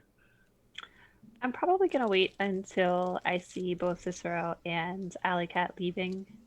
And I would like to do my best to, like, I'll give them a little bit of a head start, but then I want to like trail them home just to make sure that they get back safely. All right. And once all of them leave, Slicks actually stays on the roof until he wants to watch Laura Pratt leave. He wants to, so he's by himself, but he spent all day up there, popped open his cooler. He had some sandwiches and, whatever, but sticking around just to keep watching the neighborhood and specifically when Laura Pratt leaves. And does she leave by the same way that she came? Yeah. So, at 4 o'clock, the door opens. The security guard comes out. He does a sweep. He says, "It's okay, Miss Pratt." She comes out. They load her onto the AV4, and it takes off and it flies out towards the corpse center. And as Slicks watch it leaves, he gives a finger to the pilot as he goes by, and then And he waves down. at you. Yeah, and he just goes. And as he goes, he follows it. Like as the thing flies into the distance, Slicks walks to the end of the roof, slides down the ladder, like the escape, and hops into his car. As he tears off his coveralls, and right when he's done kicking it, his car goes and just rolls up behind him. The door opens. He slips in, it closes, and he goes back to meet his friends. Yeah, and you see there's a middle-aged woman with her purse leaving the building, and she looks at that car and she goes, "That fucking car will be mine." And then he drives by and he just doesn't. Actually, he's not driving, right? It's just self-driving. So he's like, So we're all gathering at the. What do we learn? What do we know? yeah, Slicks finds a way to not find a way. He takes out the chip from his head and he shows the guys just what he's recorded, their simple comings and goings, everything that he saw from the roof. Well, I think our move. We get in the line. We enter the building. There's only 2 guards at the front. There may be 2 or 3 guards in the back, but it should be fine. And we just burst in like we're doing a heist and try and find Laura Pratt. We know what the building looks like. Or I could go and tell them that Central sent me to assist Laura and just be shown to her office. And then what? And then I have a tear gas grenade, a smoke grenade, and 2 armor-piercing grenades. Okay. Fair enough. And Well, also remember, we a want her knife alive, and 2 right? guns. Yeah, yeah. Well, there's 2 heavily armed guards too at the top waiting for this woman. And there's there may be more. Those are the 2 we know about. Yeah. But the folks up top aren't gonna be expecting her back for a few hours. Maybe there's a way.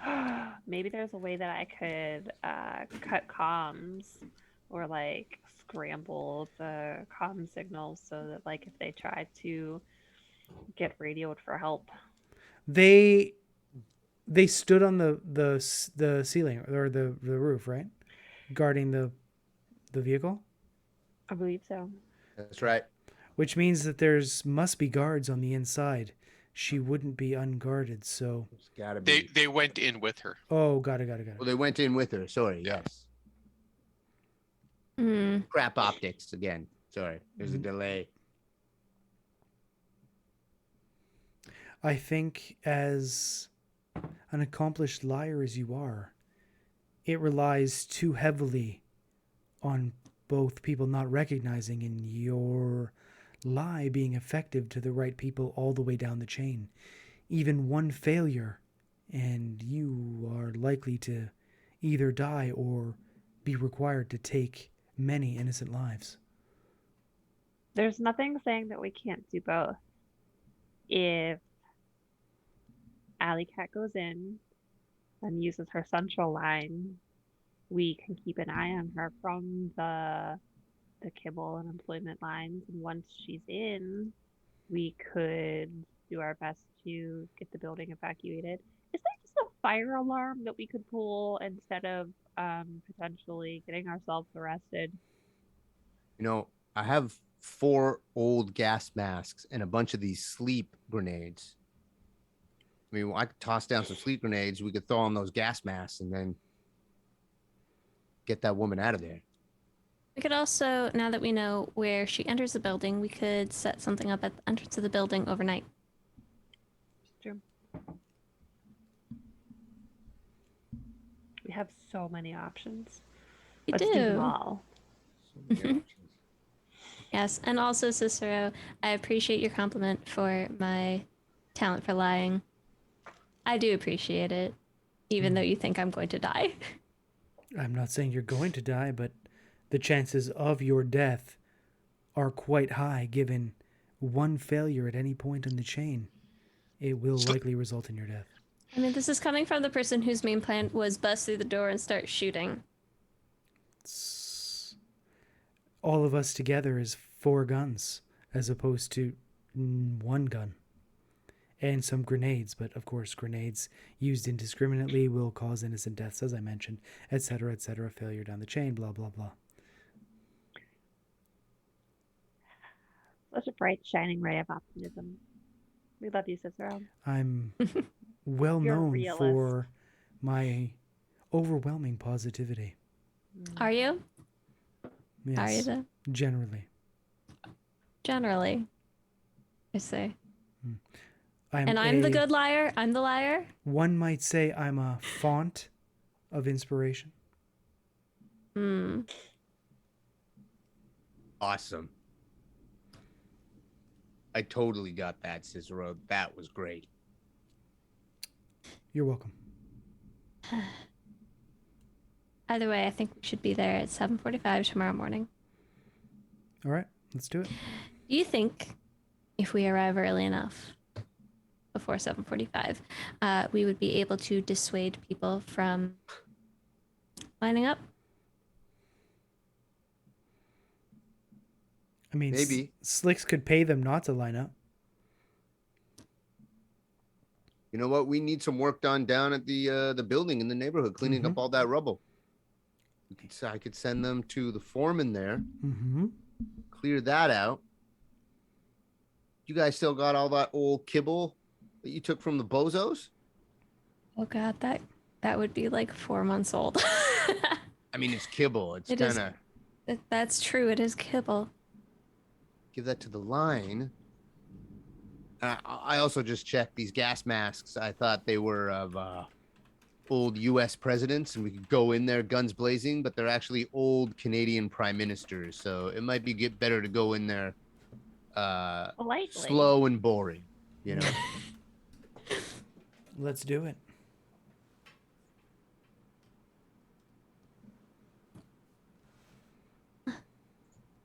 All right, and I'm gonna give each one of you a sleep grenade as well. Grenade. I only have 2 now, but everybody else has 1. Thank you, Slicks. You got it. This seems it might be helpful.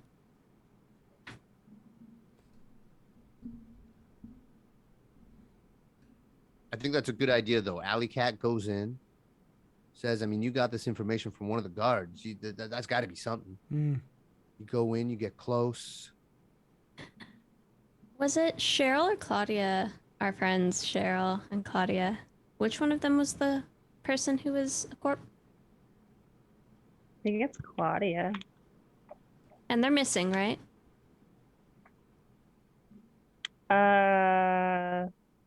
Yes. Aren't they barricaded with Sharissa? Lisa. Oh, are they? Oh, Lisa is, yeah. Lisa and Sarissa are barricaded. Yeah. I'd like to go to their house and break in so I can borrow some of Claudia's clothes. Yeah, no problem. You're able to do that. All right. All right. So we'll go early in the morning. Slicks will pay people to leave, tell them to go to the work site. So Yeah, we'll make be me a persuasion check, Slicks. Got it. This is going, hey, everybody. As you know, there was an explosion the other day in my neighborhood. If you guys go down there, I got an 11. If you guys head down my way, someone will take care of this. There's a lot of just manual labor, general stuff. We'll pay. You don't need to take this from Reclaim. Fuck these guys, you know? So only about a quarter of the guys leave. The people leave. and then Cicero is going to chip in with an 18. Says, that sounds like a real generous offer. How much is it paying? Oh, quite a lot, actually. A lot of cred. Great. You want an exact number? No? Great. Yeah. Because you know what? There's so many different varying jobs there that who knows? It could pay real high depending on the work you do. Maybe we won't have kibble tonight for dinner. And then That's- he says, he glances back to all the rest of the people in line.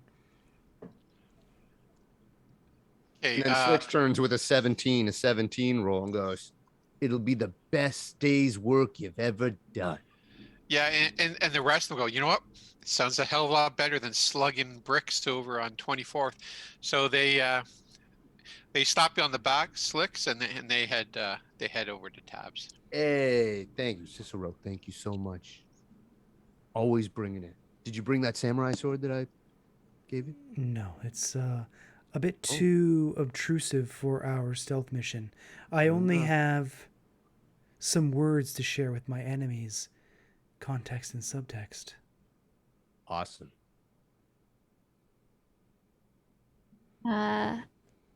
How are my friends dressed right now? Slick still has that coveralls that he was working on, like that sort of just generic worker coveralls. But this is the first time he's taken off his fedora because he has to be on ground level. And he has this big bald spot in the back of his head that you guys have never seen. But other than that, he's always adjusting his hair so he can cover his bald spot. Hey, thanks, Cicero. Yeah. And then he zips up the coveralls more. Tab is probably in her athleisure wear. She's found some yoga pants with actually several pockets.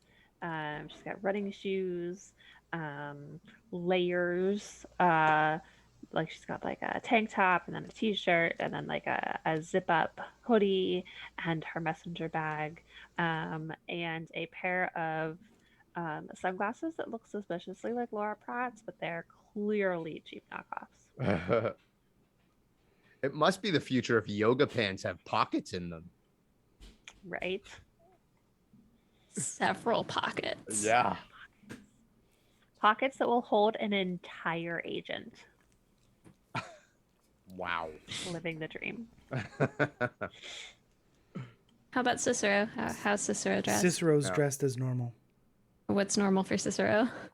He's wearing a leather jacket and just some pants, and his armor jack is beneath his jacket. Alley Cat just like snaps and points at Cicero, and she's like, "You, come with me." Me? Yes. Try not to look too famous. Okay. And also walk like one step behind me. Okay. He's gonna Okay. wave his tech hair, and it changes color, and he is gonna follow behind her. That is very cool that he just has to like wave his hair and it changes to something else. It's not pink anymore. Sad day. So we enter. Walk into the building and look around.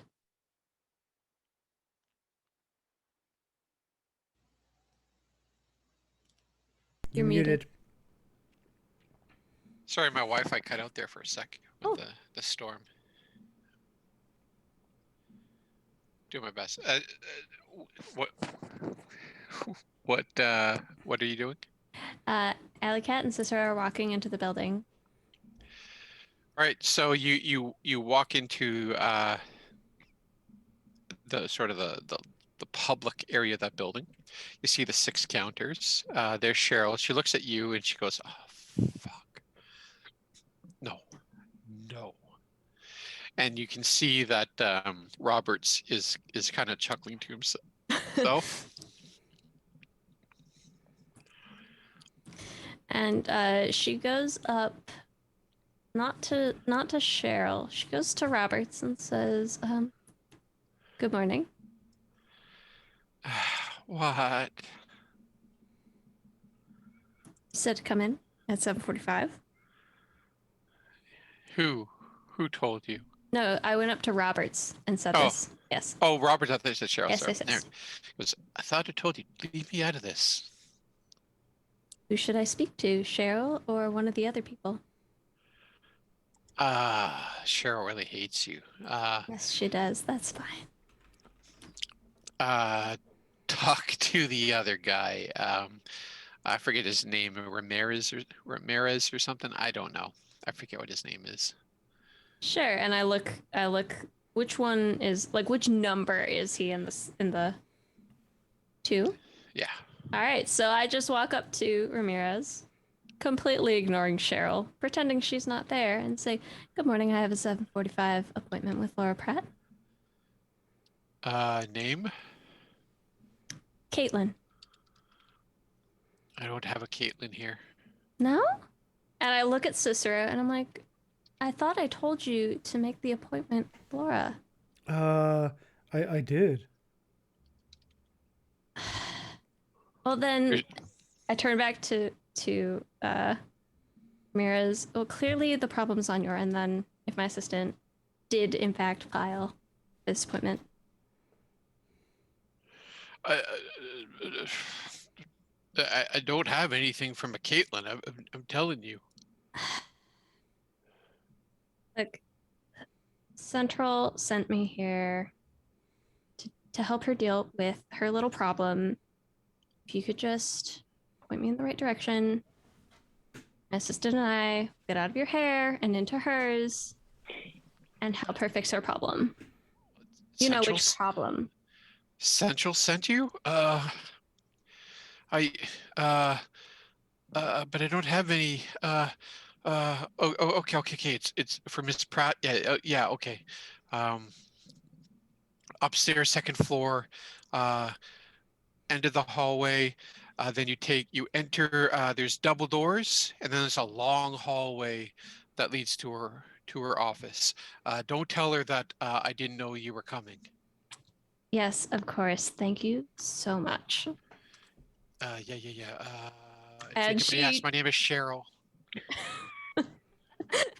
and she just like abruptly turns and just starts walking in the direction that's been indicated. All right, and is Cicero coming along as well? Yeah. All right. And she's like, "See yeah. that one?" And she like, leans over to Sister. See, that went so well. First link down. And what about Slicks and Tab?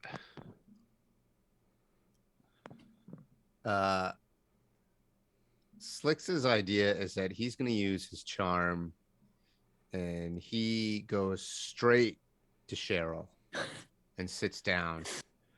And what you don't see in the background is that they are getting on like two peas in a pod. Or at least I want to say Slicks is very much trying to charm her so he can just keep her talking, but stay in the building. His idea is that he wants to stay there while his friends are going to Laura Pratt's. He's trying to get closer and closer without giving himself away. So he's spending this time with Cheryl to at least be downstairs, still scoping out the joint, and then waiting to see what his friend Tab is going to do. Tab, what are you going to do? Quietly panic. I would like to. Tab would like to keep an eye on the security guards. Robert's there. See if there's if they get any radio messages or if anything seems awry. If they suddenly leave or head towards any upstairs stairwells, Tab is going to quickly follow and perhaps put one of her weapons to use. Perhaps. Okay. All right. I mean, definitely, but perhaps. Oh yeah. Okay. So switching back to Alley Cat and Cicero, you guys go up the second floor, and there's only one guard on this floor. He has a submachine gun. Goes, where are you two heading? We have a 7:45 appointment with Laura. You know where that is? Yes, and she repeats the instructions given to her. Yeah, all right. Down the hall. Also, while doing this, Alley Cat gets out her agent and she calls Tab, but she says very quietly she says to Mike, call Tab, but mute her end so that no sound comes out, just so that she can hear this end. Can you do that for me? Yeah, sure. Cool, thanks. That's who I am. App will make sure that one of her earbuds is in. Like, she won't look like she's on the phone, but she'll have it in her pocket, keeping the line open. She will also ask her agent to record the call.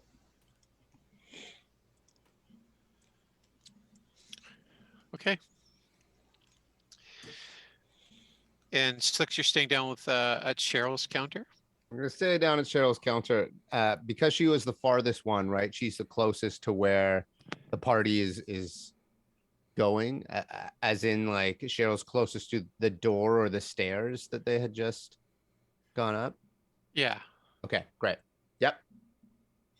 And just again, I want to see, at any point in time, if there's anybody else who comes into the building, anybody who's outside.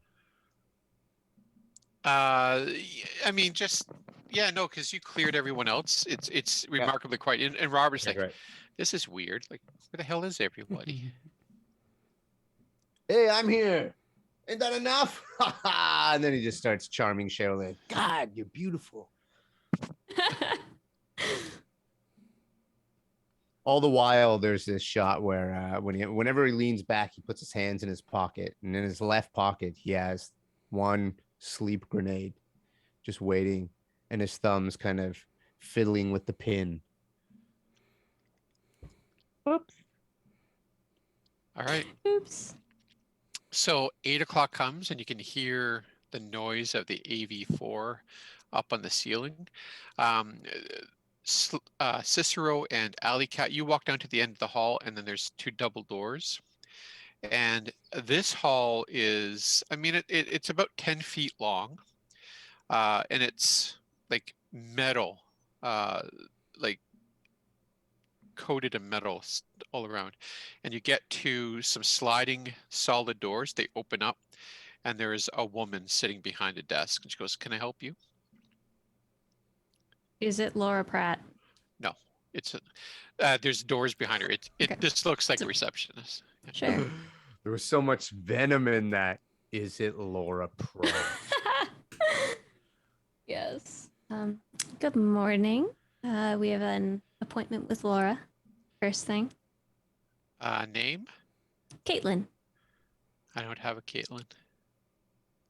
And she gives Cicero just this most venomous look. I swear, are you sure that you booked the appointment? I booked the appointment. My assistant booked the appointment. I don't know how unprofessional you are here. I'm gonna have to put this in my report. And as the two of you are talking, you can hear behind the doors, behind the receptionist, there's a woman's voice, and she goes, "All right, you idiots, I'm here. Just get out of my face." And then two very heavily armed guards come out from the double doors, and they just kind of take seats next to you guys. Do they look like the two people on the video that Tab got off the surveillance feed? Make me a perception check.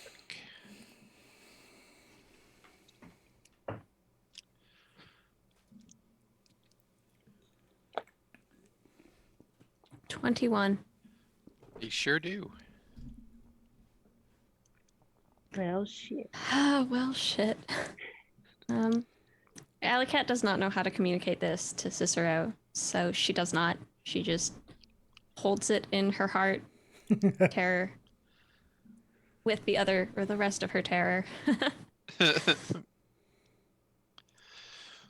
And is Laura like behind us? Is she? So behind the receptionist is like two doors that lead into Laura's office. Those doors are shut.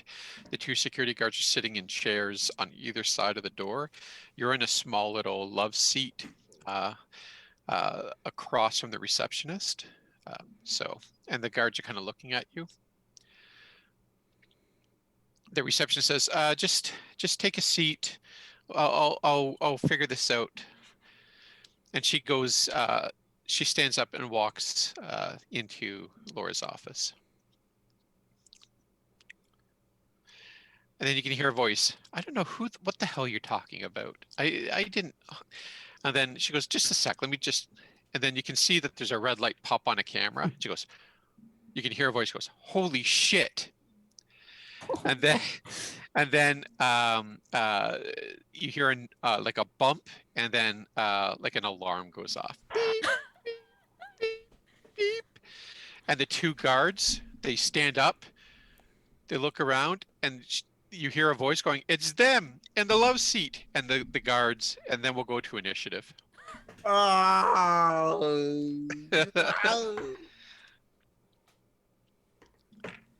Well, Well, crap. Oh man, do I get to roll again if I roll a 10 on initiative? You do.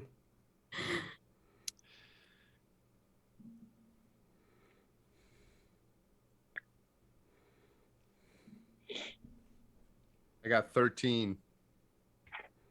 Got a 20. Ooh. 16. I got a Alright. 9. All right, you crazy cats. Give me 1 second.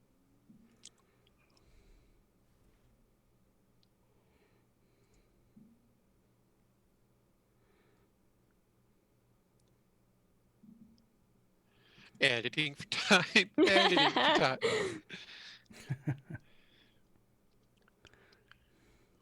Why can't I find my other? I'm using computers I'm not used to. My laptop's so sticky.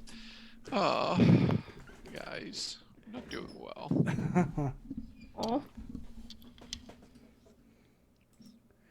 And I don't know where I just put my. All right. Anyway, I'll do this. Okay. All right. Okay, Cicero. 16. Slicks. 13. Tab. 9. Alicat. 20.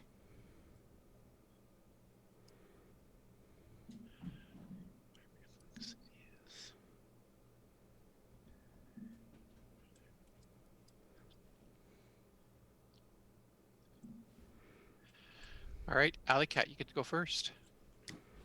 Did the receptionist leave the door open No. to the office?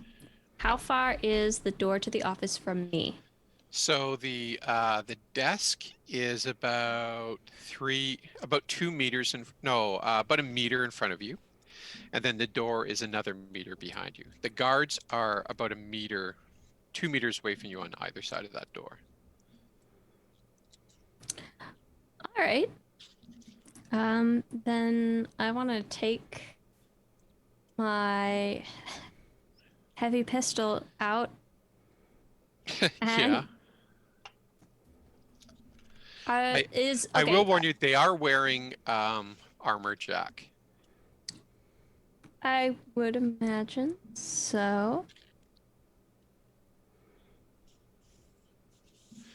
What's the radius on that grenade? If 10 meters by 10 meter area. Actually, I don't go for my gun immediately. Go for the smoke grenade. Oh shit! All right. And I just pull out the pin and toss it right at one guy's face. I don't even care. I just toss it right at his face. All right, make me an athletics check. Ooh, the heat is on. That was a 10. Plus an 8 is 18. Plus another 8 is 26. So you are able to actually get the smoke grenade and hit this guy in the face, and it starts shooting right in his eye. So he kind of screams in agony, and he's grabbing his face, and it starts shooting off, blocking the view of the guard. All right. Emma, for your information, the penalty for trying to perform a task obscured by the smoke from the smoke grenade is -4.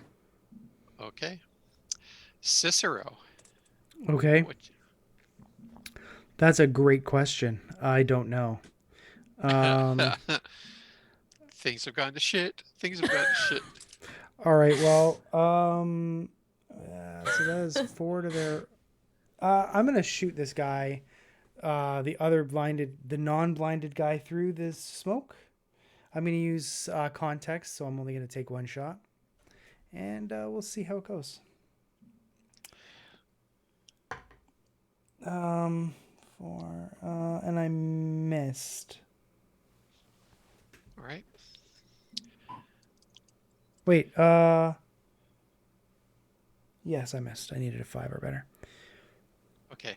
So the focus switches back downstairs where the one Roberts has a submachine gun out, and he runs to the door, and then he puts his back to the door, and he puts out his gun.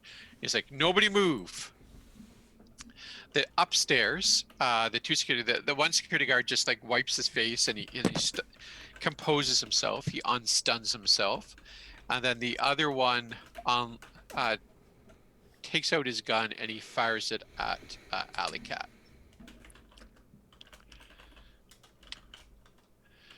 And he hits. Oh, actually, hold on. Let me pull up the. Cicero, are you able to put the chart with the ranges and the Yep. difficult? Yep, give me a moment.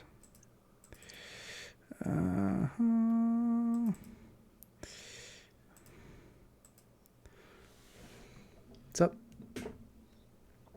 All right, perfect. So an assault rifle he misses. So it like boop, boop, boop, boop, right behind you. It hits the couch, Alley Cat, but you can hear the whizzing of the bullets. Slicks, it's your go. You're downstairs. You see Roberts. He's blocking the door. Six goes, "Oh my God, what's going on? Oh my God." And he pulls out from his coveralls and he slips over his face this Jean Chrétien rubber mask that has this weird amplifier thing in the mouth. He goes, Yeah. "Oh my God. Oh my God." He takes out the sleep grenade and he just tosses it behind the desks. That's amazing. Okay, so what? How does a sleeping grenade work? I have no idea. I So, bought them without having no idea how they work.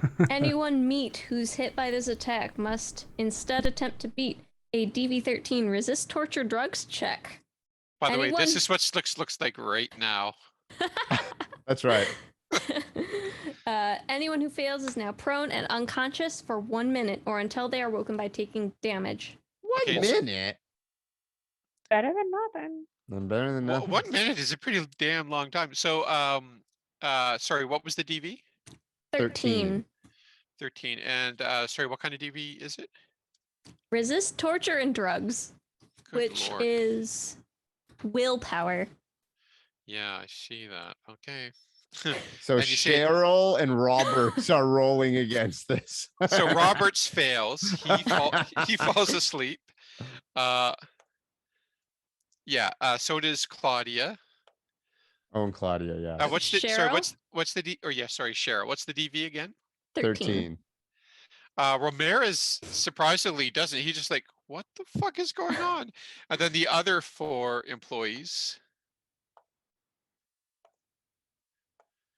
One of them falls asleep. The other 3 are like, what's going on? What's going on? And I guess I can't move, right? That's an action. No, you can do an action, then you can move. Okay, so standing up as Slicks is looking at these other employees in this rubber face Jean Chrétien mask, he's like, and he dashes as fast as he can up the stairs. Now, Tab, you were in the waiting room as well, weren't you? I was. And you were not wearing a mask of a former Canadian Prime Minister, were you? I was not. So why don't you make me a DV check? Am I doing my resist? Yeah. Resist torture, resist drugs. Yep. Awesome. Well, I rolled a 2. Plus your was it body? Okay, so that's a No, 6. it's So will. So Okay. whatever your stat is. So that's a whopping, let's see, 5 plus 3 is 8. Do you have an ammo point? I think I do. You guys never record your ammo Well, like I points. write them down, but I don't think I've used them. Okay, so you can have an ammo point. Okay. So Yeah, I shouldn't do this. I want to retroactively use an Emma point to like look at Tab and go wink, wink, and put on her mask. But she wouldn't have been able to do that. She wouldn't have been out of able to do turn, Yeah. that. Yeah. That's right. so do I re-roll or Yeah, just add a re-roll. point? Okay.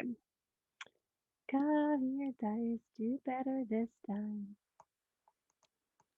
Okay, that's an 8. So 8 plus 3 is 11. Plus 3 more is 14. 14. And the DV's 13. Yeah. You're fine. You're awake. Emma points. You yawn, but you're okay. Oh And It's God. all it's all that coffee I had. It's sleeping. And it is your turn. Um I am going to look around. Is there like a fire door for emergency exits? Yeah. I would like to try and persuade the employees who aren't asleep, so like Rodriguez and the others.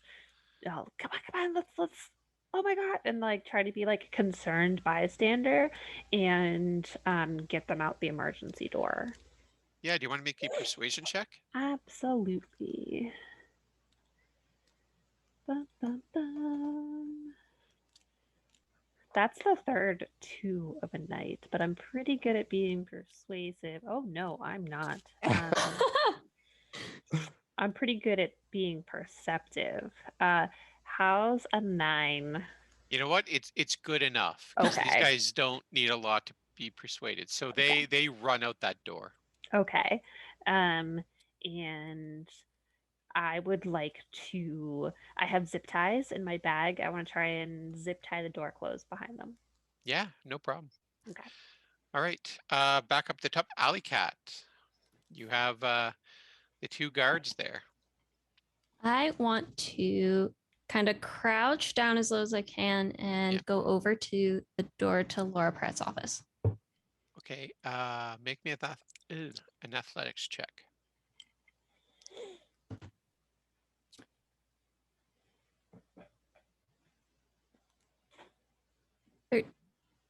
13? Wait. 13. Yeah, so you crawl. I'm going to allow you to crawl, and you can get to the door, but that's about as far as you can get. All right. Cicero. All right. He's going to shoot at the guard again. He's going to try and sort of angle around, but yes, he's going to try and shoot at the guard again. Okay. Okay, that time it'll hit. I got enough, so let's see. And I'm using armor-piercing rounds this time. Ooh. So what's the effect of that? It ablates 2 instead of 1. Nice. Okay. But I didn't do any damage, I'm sure. I only did 10. Yeah, that's not enough. Yeah. All right. All right. Them. So Roberts is asleep. So there's still Slicks. You ran through that door, right, to go up the stairs? That's right. Yeah. So there is a guard up there. One of the other. There's the third guard with the submachine gun, not as well armed as the other 2. Right. And he looks at you and he takes a shot at you. But I'm going to assume that that's a big old miss.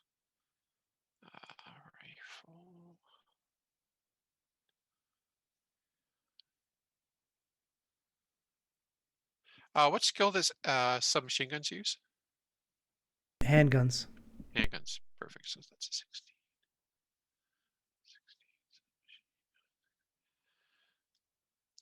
But he hits. Ooh. But it's all right. It's all right. He's got Kevlar. Yeah. It's just a shitty submachine gun. Yeah. Which Good is stuff. what, 3d6? No, it's like Yeah, I think it's 3d6. 1d2, I think it is. Oh yeah, 1d2. So shitty. Submachines are 2d6. Oh, 2d6. Okay, that's good because I rolled a 3d6 and got 2 6s, so I'm gonna re-roll that 2d6. Ooh. 7 points of damage. Okay. Oh, God damn it. Did it even break your armor? No, I suspect not. No. All right. So Slicks, it's your go. All right. He gets a little knocked back, but then he whips out his heavy pistol. Actually, no. You know what? Slicks doesn't want to kill anybody. And this is a sort of a lower guard, right? Not one of the heavier assault guards, right? That's right. Yeah. So Slicks wants to run up to him, take out his combat knife, but instead of stab him, just really punch him in the head or bop him on the head to knock him out, you know? Right. Make me a roll. A melee roll. Sweet.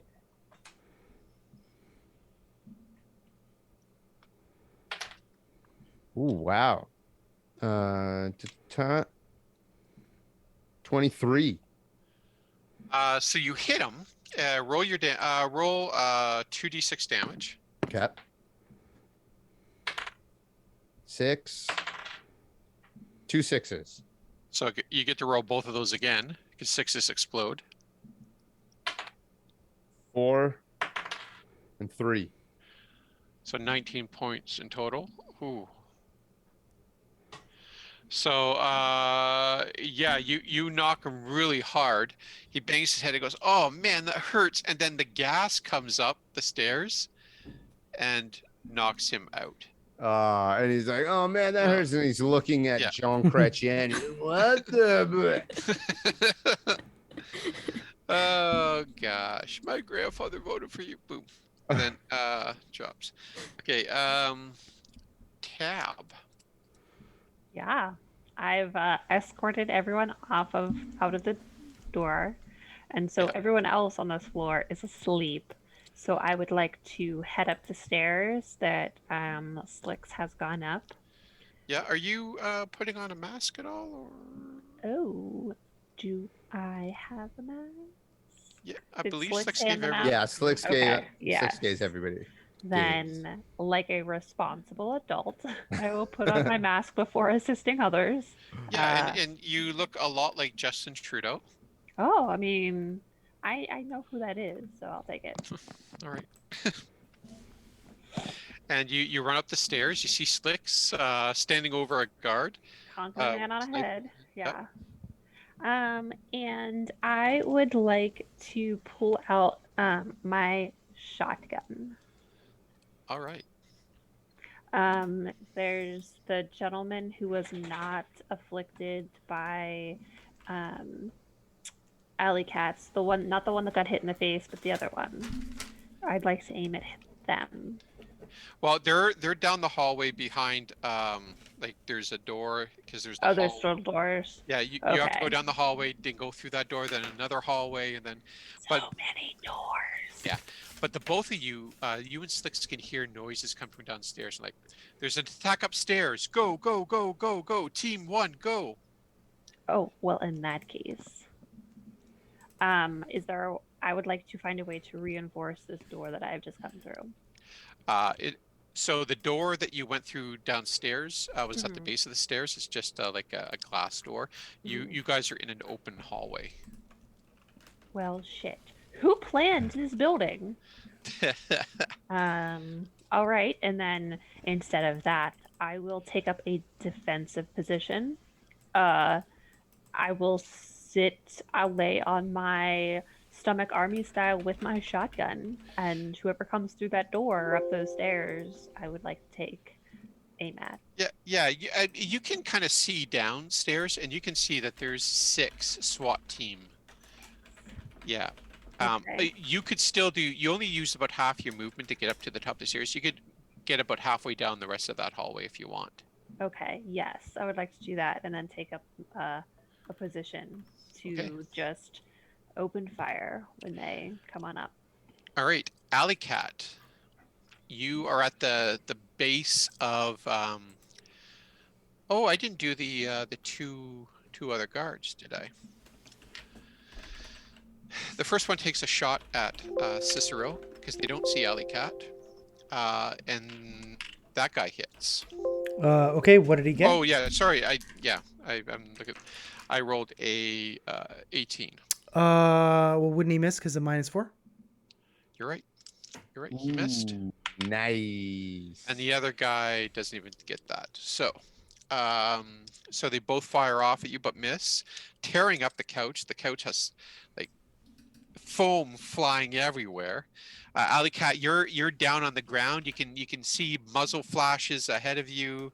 You can see the feet, the boots of the 2 guards about half a meter away on either side of you, and you're at the door. What are you going to do?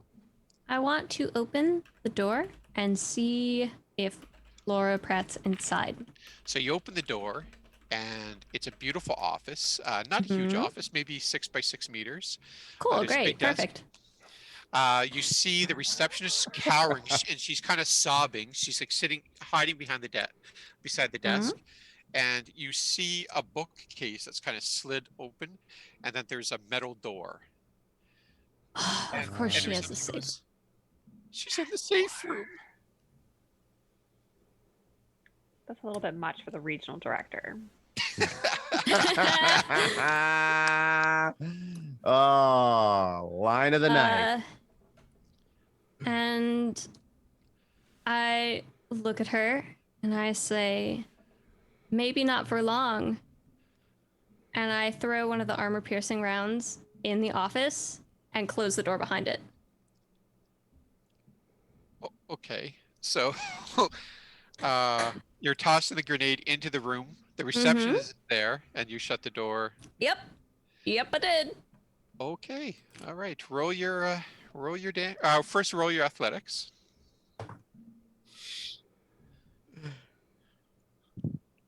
13. Okay, it bounces like it goes up to the desk. But it's a 6 by 6 room and it's a 10 by 10. So roll your damage, my friend. Cool. So it is 66. So please bear with me. I only have 3d6 at this time. I have to write this down. I'm sorry. It is go for it. 662. I got it. 662 14. The next ones are 644. 3 explode. Yep.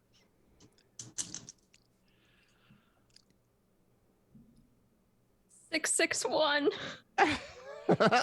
Roll those sixes again. Oh my god. 5, 1.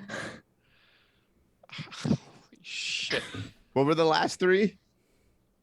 The full chain 662, 644, 661, 5-1. 5-1. That sound like winning lotto numbers. to Yeah. me. So Unless you're doing this that's math. 47 damage. Okay, so here's what happens. Alley Cat, your ears ring as a giant explosion happens inside the office. The door you're in front of explodes in shards. The glass door? Yeah.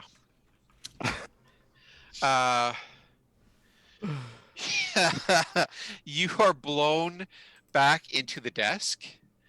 The two guards beside you, and this is armor piercing, right? Yes. How much damage was it? 46? Sorry. 47, I meant to say. The two guards that were standing in front of they're almost mortally injured as they fly on the ground. Their guns are flown on them. Cicero, the explosion just kind of like ends inches in front of you. You can feel the pressure of the room kind of blow you back a bit.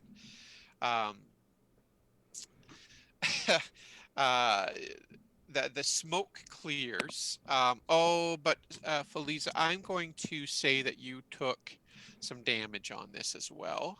Sure. I'm gonna say because you were low, I'm gonna allow make me an athletics check or reflex. A reflex. Oh yeah. Just a straight reflex. If The you have any like reflex. martial arts or athletics, I'd allow you to add that onto it. I have athletics. I have pretty decent athletics. All right. So make me a roll. Oh, that was not ideal. You have an ammo point if you need it. I rolled 4. It's a 12 total. Do you want to use your ammo point? I have 3 Emma points because I stacked them up. Can I just use one to bump it up? Yeah. Or would you prefer I re-roll? No, you can use it to bump it up. Okay. Will that be enough? Roll me a d6. Okay. I'm fast and loose on these ammo points, people. 5. Okay, so I'm gonna allow you to take half damage. So you take 23 points of damage. All right. Any armor? I do have armor. Oh yeah.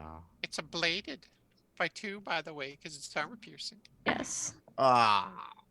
But As so it was already ablated to 10, so that means that of the 23 I took 13.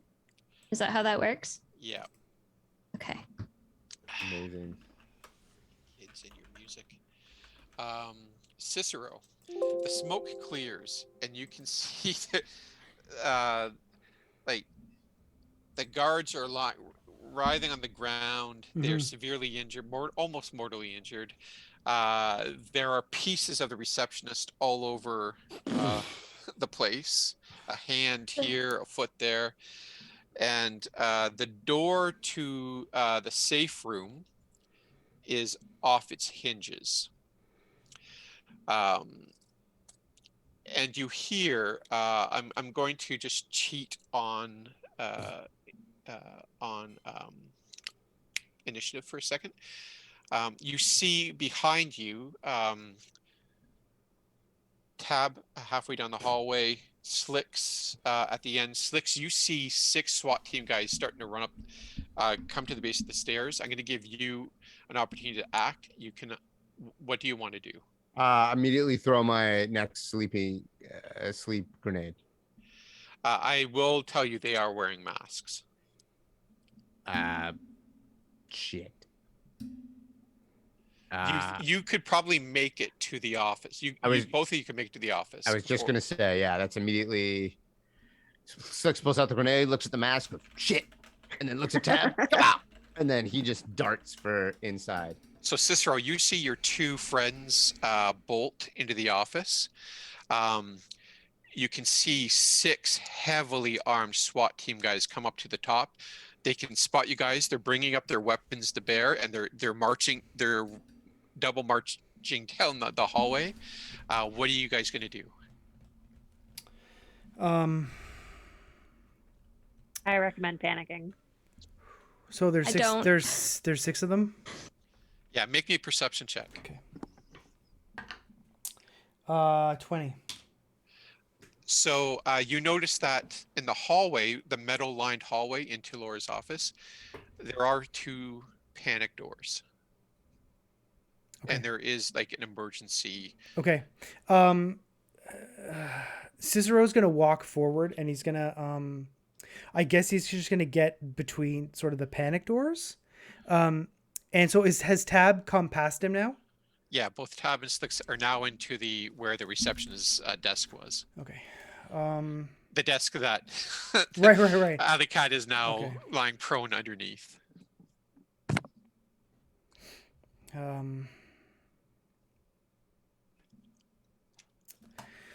Cicero is going to turn back to Tab, and he's going to say,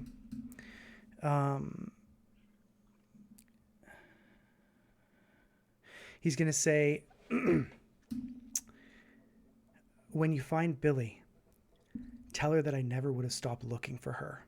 And he's going to step on the other side of the blast doors and shoot the lock. The 2 doors slide shut, and a couple of moments passed, and you can hear gunshots fire appear from outside, and it's multiple assault rifles. And then the noise stops because the doors are pretty solid. And you can just hear, somebody blow the goddamn door. Somebody blow the goddamn door. What are you guys going to do?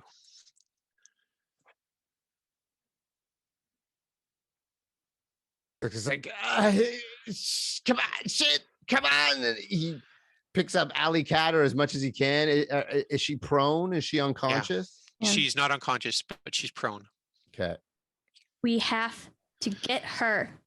Yeah, let's go. So he wants to run to knowing that. I mean, Slicks doesn't actually know what's going on. He's just going straight for where he thinks to go. He's seeing all this destruction. I guess he's perceiving this room that's been blown to smithereens, Yeah. and he's seeing this woman who's cowering in this. Well, the reception is long dead. He's long gone, But right? But so there's a door on its hinges, and as you go into that office, somebody the person on the other side kicks the door, and the door slams down onto the ground, and there's a woman standing with a Carmen Sandiego hat and large glasses, and she takes off the hat and the glasses, and she says, "Hello, Caitlin. As you probably see, my name is not Laura Pratt. It's Magdalene Ramos. It's good to see you, sister."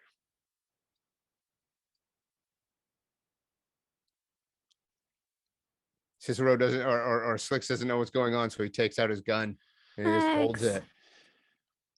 This woman. Mags. This is not how I wanted this to go down. I can tell you this is not how Aster wanted this to go down. Mags, you tried to kill me. You tried to kill everybody? I haven't seen you in 10 years, and you tried to kill everybody? What does Aster have to do with this? She looks at you.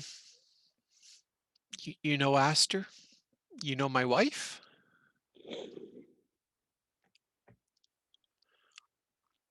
Of course you do. You must be Tab.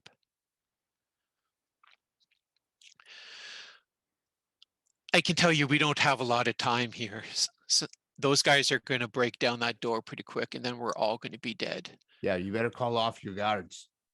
I can't at this point. They belong to Arasaka. I can't control them anymore. All of this was not the plan. This is not how I wanted to do this.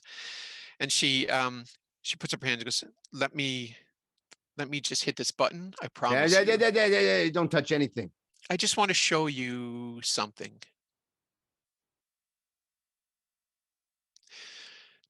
She just like hits a play button, and then two screens behind her pop up. One is an image of just outside Tab's building, and there's armored buses pulling up, and people are being Arasaka guards are forcibly putting people onto the buses. You can see Sharissa and the kids. You can see Lisa. They're being forced onto the bus. The buses are being loaded and they're being taken off. On the other screen is a room, and it's Billy, and and she has an Arasaka guard with a gun to her head, and you see Cheryl and Claudia, and they're tied up. You see about 20 of your friends, including Herman, and they're in this room. And Magdalene says, if anything happens to me, that room explodes and all of your friends die. I can't stop what's going to happen in Letitia Heights. But Aster and I tried to do this in a peaceful way. We knew that you, of all people, would react the way you did. We didn't think you were that savage, but we knew you would create enough distraction so we could have a reason to evacuate Letitia Heights. Let me go and your friends live. And I'll tell you where Mama is.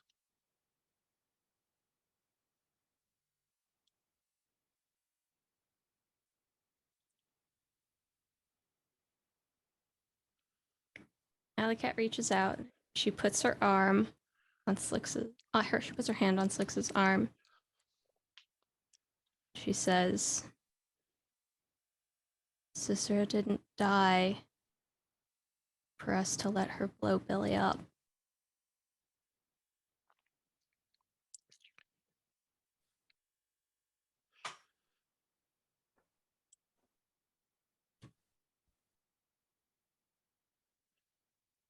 You let us go. I can't let that happen. You're gonna have to go with the Arasaka folks. Go where? Wherever it is Arasaka does to people like you. People who want to live their lives without just disappearing one day.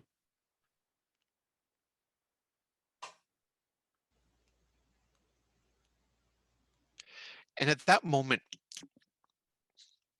Tab, you hear a beep, and you look down, and it's Billy's agent, and the two guns go from 46, and they spiral up, and they hit 100%. And all you hear is bang bang, baby, bang bang, and then you see the screen where that has Billy and the friends. It goes blank for a second, and Megs looks back and sees, and then it comes back on. The Arasaka folks are dead, and Billy waves. And then a flashbang goes off, and a truck drives into the room, and you can see it's nomads. Don't know what, you can't really tell who it is, but one of them lifts Billy up into the truck, and they start evacuating folks into the back of the truck. And Magdalene goes, "Ah, shit!" And at that, the doors explode behind you, and a large crash. And Magdalene goes, "I can't stop this. I all I can say is, Mom is rolling in the six." And then just an explosion happens, and you guys will find out what happens in a couple of months. Emma. Well played, Emma. Emma. Oh man, I'm gonna yell at Gary. Oh, I'm going to yell at Gary so much.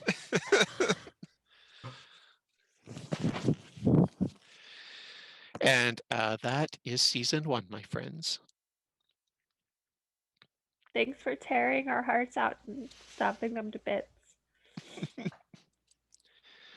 You know, this is proof that these games are way better than any TV show you could ever watch, because you get so goddamn invested, and then this happens. Why did I even put makeup on today? For all those lovely streaks down your cheeks.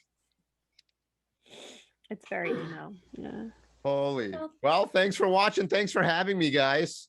Thank you, viewers, for joining us for this very traumatizing 3.5 hours. Yeah, thanks for sticking with us through our tech problems and our thunderstorms and Oh my gosh, yeah. Gary. Gary. leaving us.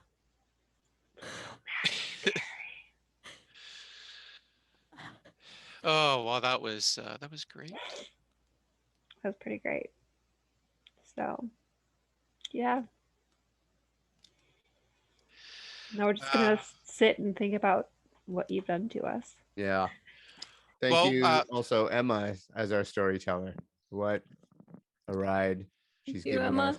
It was my pleasure. I can't wait for season 2, and of course, cast, stick around in the Zoom. But everyone else, great job, and I'll flip it over to Cicero. Bang bang. If you're watching this video, I've flatlined, and it's been automatically uploaded to the net. I hope that I died protecting you or the things that you care about from the corporations. There's no time like the present. The corporations cannot stand against us if we stand united.